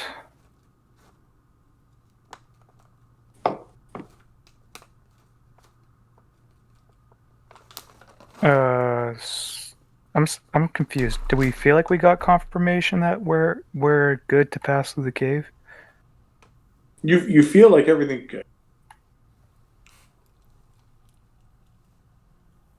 Like even with that, like I'm like, still confused on what the coin meant. Like it's a symbol, kind of like the mark of Kaiser and Fallout. So as a non-Fallout player, so basically you know, like the symbol of the emperor like falls and is going to.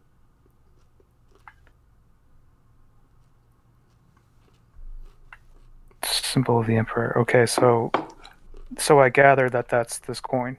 Yeah. Mm-hmm. Yeah, you Okay. get the feeling that this is Okay. and that anything that's in here is not going to like have at you people around you because you have the symbol of the shepherd. Okay. Cool. Sweet to know. Move on from there. All right, so I think we're show safe. me what everybody's doing. I'm guessing going down here because he's heading off in this direction, so heading south on this map.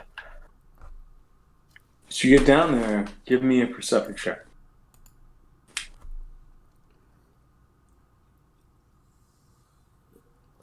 11 for Seraph, 7 for Baller.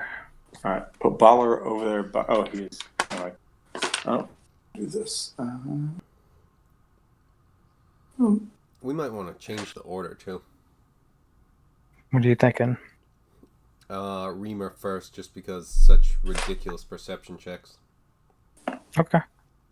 Yeah, I'm okay All right, with you that. move down there and you see. Seraph can cover up the rear. You see there is a large spider, the first large spider that you've seen, and that is sort of like. But it's not moving, it's just sitting. It's not coming towards you in any way, shape, or form. What do you Is guys that do? the way that it seems like the path goes? Because it doesn't seem like there's nothing that way, right? Like the path opens up that way? Well, it seems like a path does open. Yes. So does it seem like there's one that way too? Or no? Because of like the detritus and whatnot, you can't see, or detritus, however you want to say it. You can't really see into that corner. And what is it that's stopping it? There's like rubble and whatnot that you can't see through.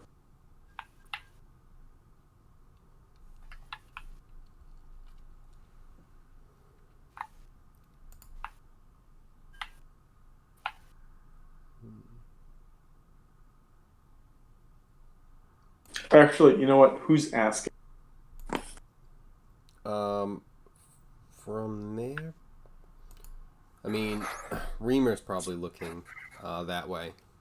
All right, so Reamer sees like this like stack of logs, and around it or in between it, there's like these hollows, but you can't see around the logs or into them. So and then there's webs everywhere else.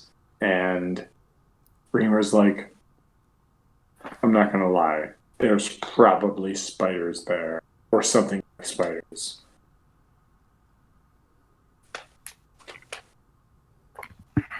Okay. I think if you know what, if you guys are if you take someone and just kind of keep an eye on Elzarin, Reamer can head forward to the spider. Sure. And then we'll find out. I mean, if that's what you want to do. Yeah, I think if this is the path that we're seeing, we can take a look and see if that coin actually means anything.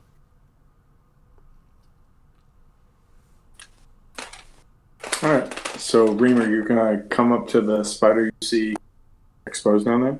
Yeah. As you come closer to the spider you, and then like kind of like with its antenna is like and its eyes kind of blink several times. Its like inner hands lick its talons or its fangs and kind of turns away and sort of and moves aside to let you go through. Alright, so I changed the expression on my shield to a more, happy, uplifting one, and turn and give a thumbs up with that same hand and shield. All right, we'll move forward. Got the signal. As all of you move into this tunnel that's right here, the spider does the same thing. It kind of like either like moves forward, not addressing you, or slightly kind of addresses you in acquiescing kind of motion. Cool. Mm-hmm. So I think we continue forward. All right. So as you come down there, keeping an eye out for webs. Hold on. I gotta figure out where to put you guys again. God damn it.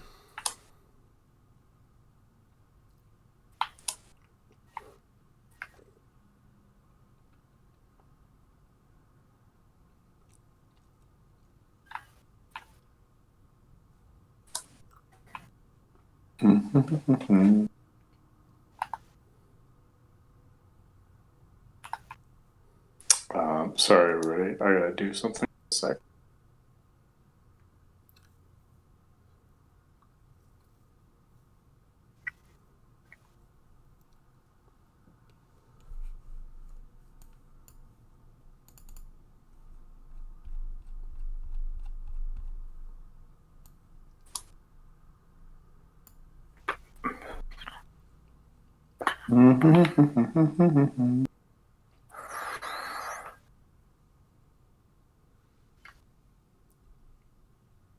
Okay.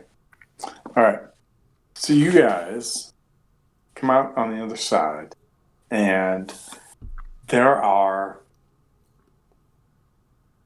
infinite walls of darkness again. It's almost as if you guys have left one like source of infinite unknowability to walk into another. So what do you guys want to do?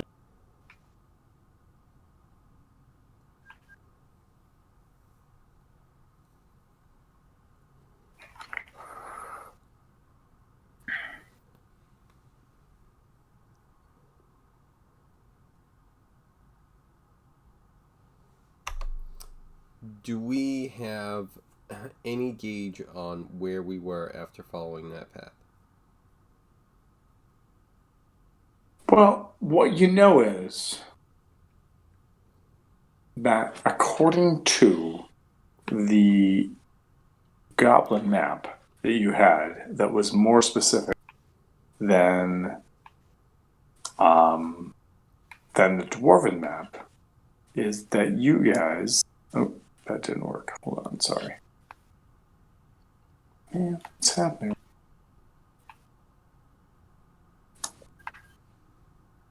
Oh my god, I'm gonna freak out in a sec. Alright, there we go. What you guys realize is that somehow you followed down here and you found what probably was the creeping death because of the spiders and whatnot. But the purple dead hole, which is right here, you're not sure of. and the Echo Caverns you also don't know about. And then these X's you don't know about. But it seems like Echo Caverns and these X's or something leads to the Gleaming Caves. So that may be where you're headed next. What are your thoughts?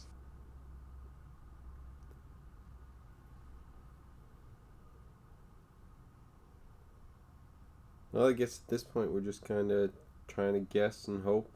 If we're over a creeping death, we're gonna head out and hopefully find the purple dead hole on our way to the Gleaming Caverns. If not, then we'll find out where we actually are. So What do you got, think, TJ? That's what I was trying to figure out. That you think we're heading towards the purple dead hole? Well, I'm confused if about. we're at the creeping death at this point, we're further west than we want to be. So if we're heading back east, what we hope is east, to what we think is the Gleaming Caverns, we're going to be passing towards the purple dead hole. So all right, hold on. I just want to do better understanding, if possible. So you guys see that map, and then we come over here, which is the actual map, and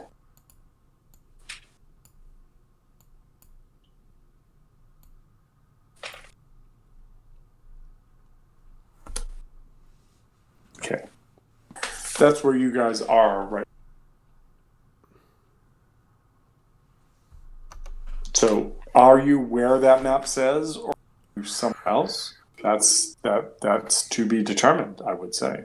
So, what was the path that we was it just like a little area that we got through with like the spiders? It wasn't like a path. So you guys, that took a while. Yeah, I'm sorry. Yeah, no, hold on. Let me do this.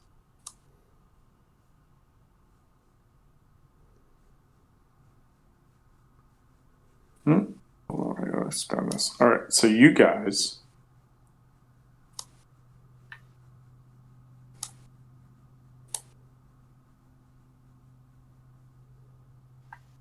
Made it through here, and then right here. Actually, no, not right there. Hold on.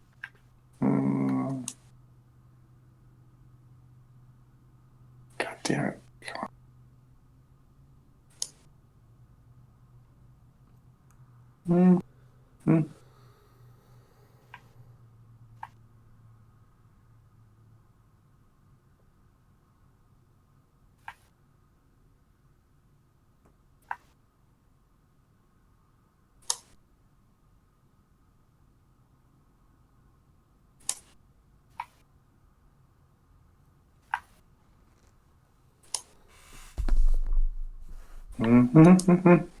Sorry, everybody. I have to recreate something.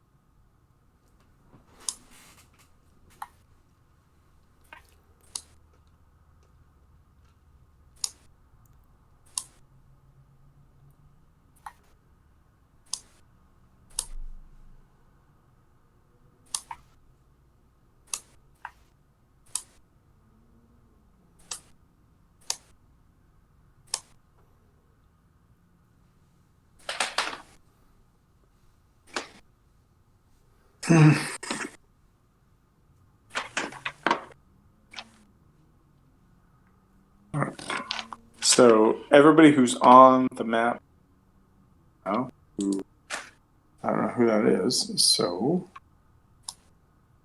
stop that. Come on.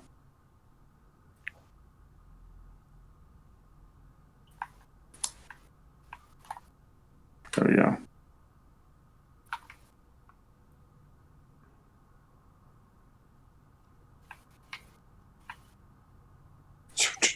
All right. So as you get to where you are, reveal areas, you Discover a cave mouth heading into the stones. What do you guys do?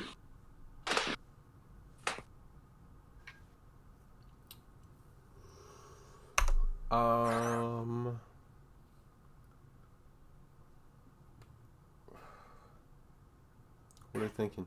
Cave mouth?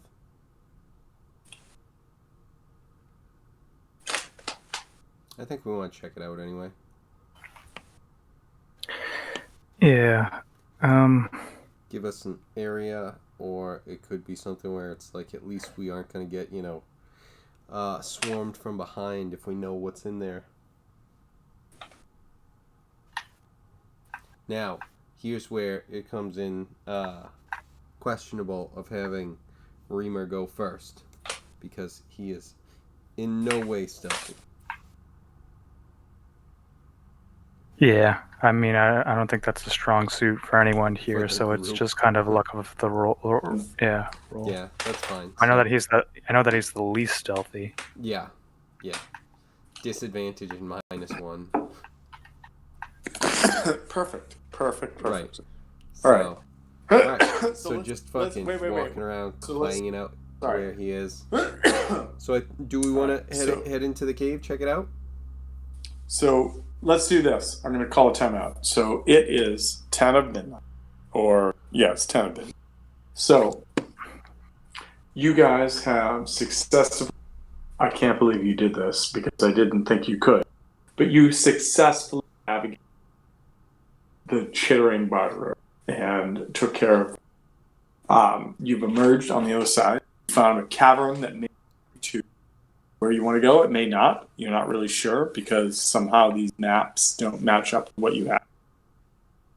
Several maps that hopefully are revelatory, like giving you things. But that being said, let's go into some recommendations. Everybody roll a d20 and tell me what you get. Wow.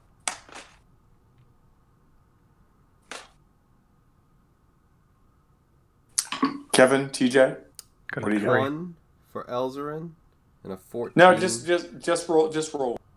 So I rolled a 1 as well. Kevin, roll one more time and tell me what you get. 7. All right, so it's going to go Kevin, me, then TJ. All right, Kevin, what kind of recommendation do you have for this week? Now I have forgotten, so I actually have to take that one as a loss and go after. Oh boy. Yeah.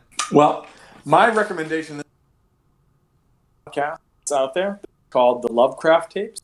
Are interested at all in learning about Chaosium's like Call of Cthulhu game? They do delve into, but they don't go too heavy, and they're way more interested in some like role playing aspects, and I think it's pretty awesome. To the point that I'm excited that this coming Halloween, no matter what all the three of us are playing, or any of us for that matter, I want to run a Halloween Cthulhu and just sort of like make you guys scared to play role games kind of thing. So that's my goal moving forward. And they're actually the ones that they've been listening to like recommendations. I think it's great. Some of their stuff, yay. They one of their characters recently recommended Rising, which is like a 1998 horror film. I watched it on YouTube. You can watch it for free. Probably shouldn't say that, but it's a terrible movie, but it's also great, and it also like makes it just reminds me of like see action horror films where you could go and see that and like not worry about the pandemic and not worry about race riots and whatnot. So it was a nice flashback. So that was me. All right. So Kevin, what do you got? All right. This is an easy one, but it's the next on the list to watch, and I've seen it before, and it's excellent. I loved all the way through. Psych, the TV show. I know. You know what? Like everybody talked. Never watched it. Was it really that good? It was really that good. It was so funny. It had like just the same cast the whole time, of just like a few people, generally, and it was very funny, just spectacular. The two main characters, their interactions with each other, throughout that show was so funny. Okay. It was definitely that good that it's just like, oh yeah, that's right. I not only have to recommend it, but I have to watch that thing again. Okay. All right. Cool. That's something I'll take on. I've seen people All right, posting TJ. that on. I've seen people posting that on D&D memes, like a bunch of those. It's fucking great. Yeah. There's some things where it's just like it's spectacular just seeing them, go on stuff. Like there's just inside jokes that they had developed, and then they brought it into the show, and it was just hilarious for no reason. You just have to watch it. It's A+. I mean, one that I saw that was great, and I just memorized, and it made me very disappointed in the name of my character in your game, Kevin, was he, like, I guess, what was the black guy has a secretary, and she's like, sir. Captain. Yeah. Yeah, exactly. You knew right away. Like, I already figured it, but he was like, Lieutenant Crunch is here to see you. And he goes like, Crunch, and then he like swings through the door and he goes, it's Captain now. And I'm just like, fuck. All right, it got me. And then I was just like, if I get it, if no one takes up the reign of Captain after Harbor, the next time I come out, his last name is just by default Crunch. So. All right. Well, so that's it. TJ, what do you have? Recommendation. What do I have? I'll post this video. Just because this is something I saw recently, and this guy does a whole bunch of different videos on different philosophers and psych people and whatnot, but he does it kind of like in an entertaining way. And I recommend this video specifically because this philosopher is essentially a modern day homeless person, but like that's the philosophy in life that he led. I'm gonna like butcher his Greek name. It's like Dionysius. No, Dionysius. No, you nailed it. Dionysius. Yep. Yeah.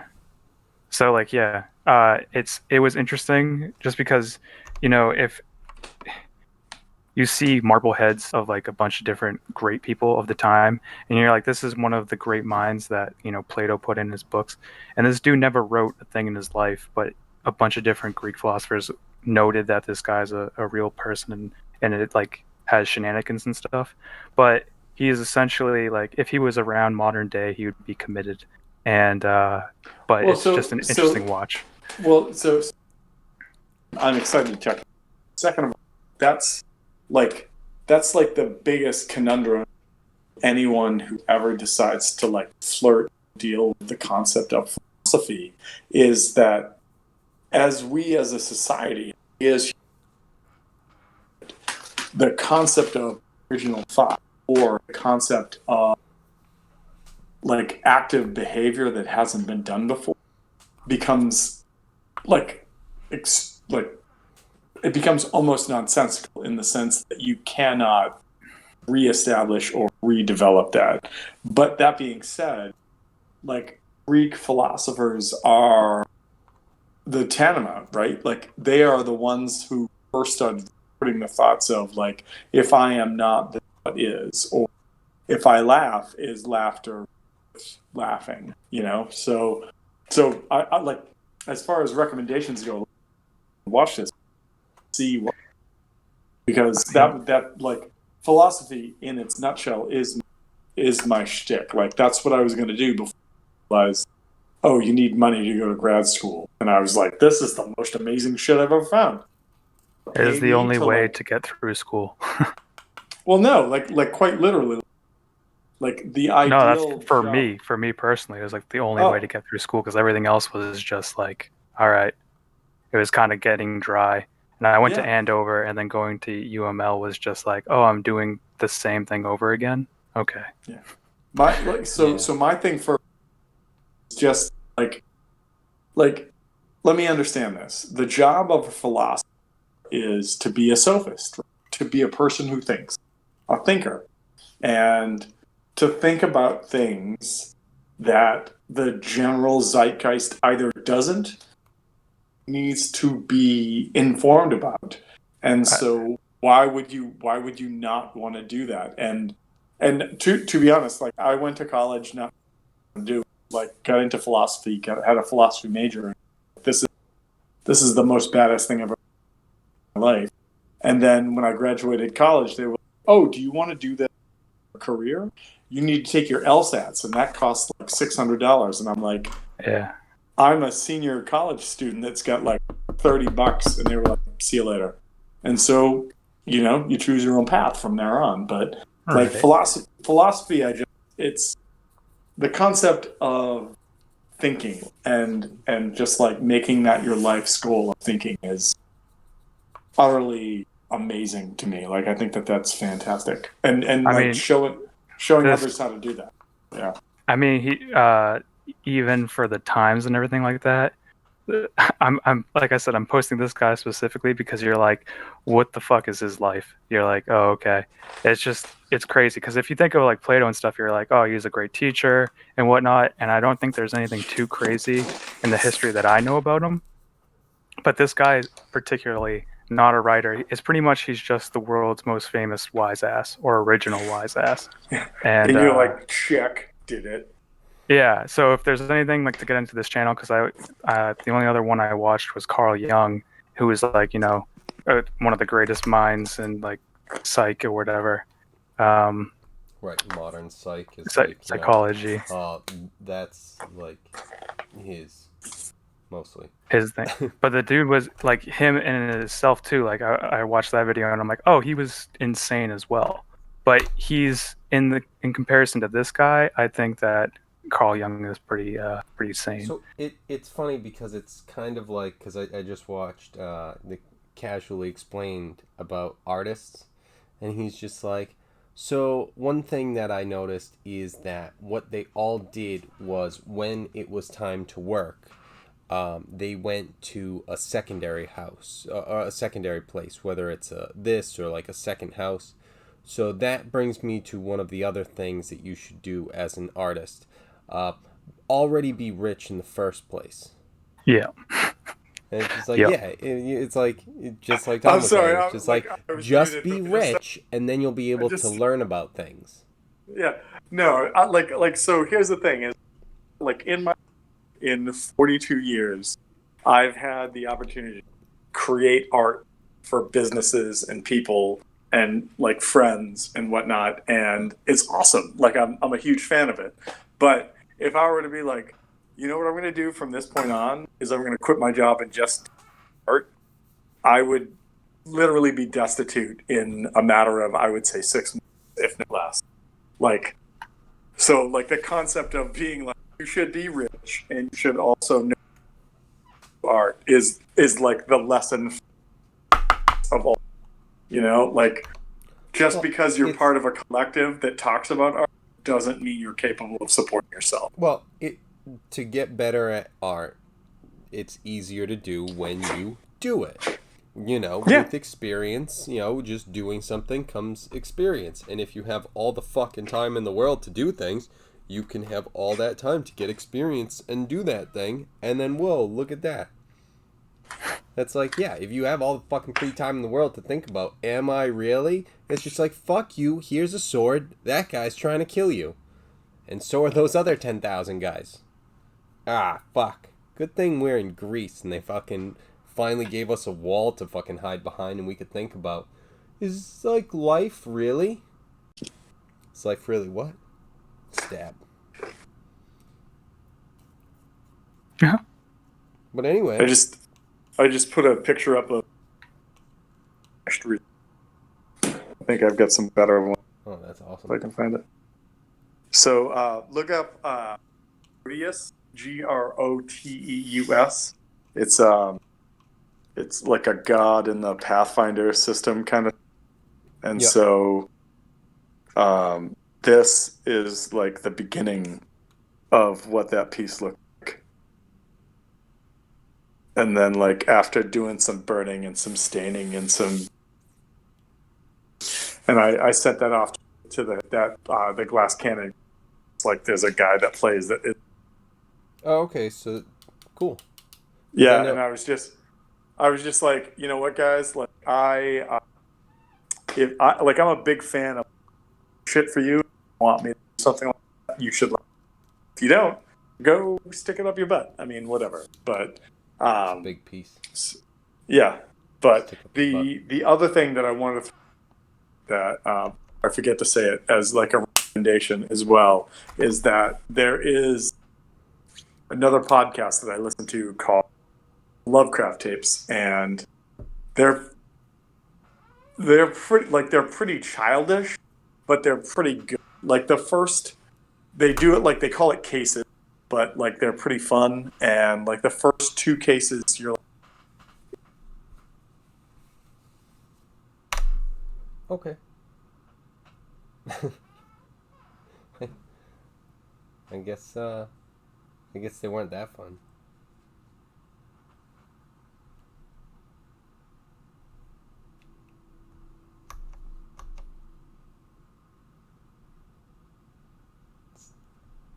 Should be making noise, but he's not.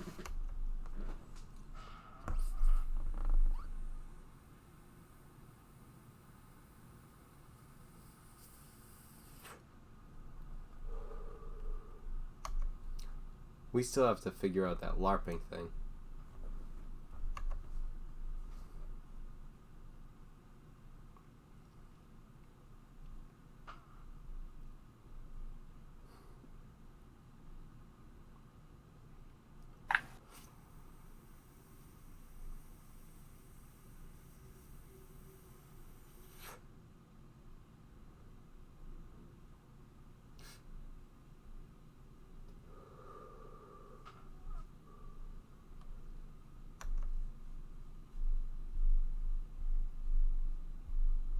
So, yeah, I don't know what's Yeah. going on now. I don't know either. Tom's just constantly silent talking.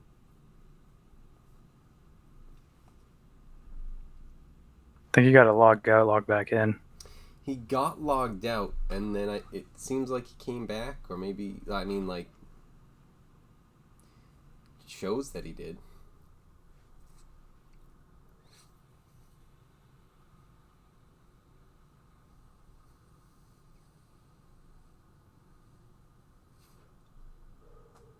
Well, Yeah. Okay. Yeah. It's, Good game. yeah. It GG. Seems like All right. ending on that. All Ending right. on the interruption, mostly. All right. So, later, guys. Yeah. Well, talking. We're playing. It's Saturday, right? We didn't change that. We only Yeah, we're changed good. Lucas's shit. Yeah. We're going to change back and forth. It's going to be Monday or Tuesday. I don't know. Yeah. So we'll find out Monday or Tuesday. Yeah. All right. Later. Later.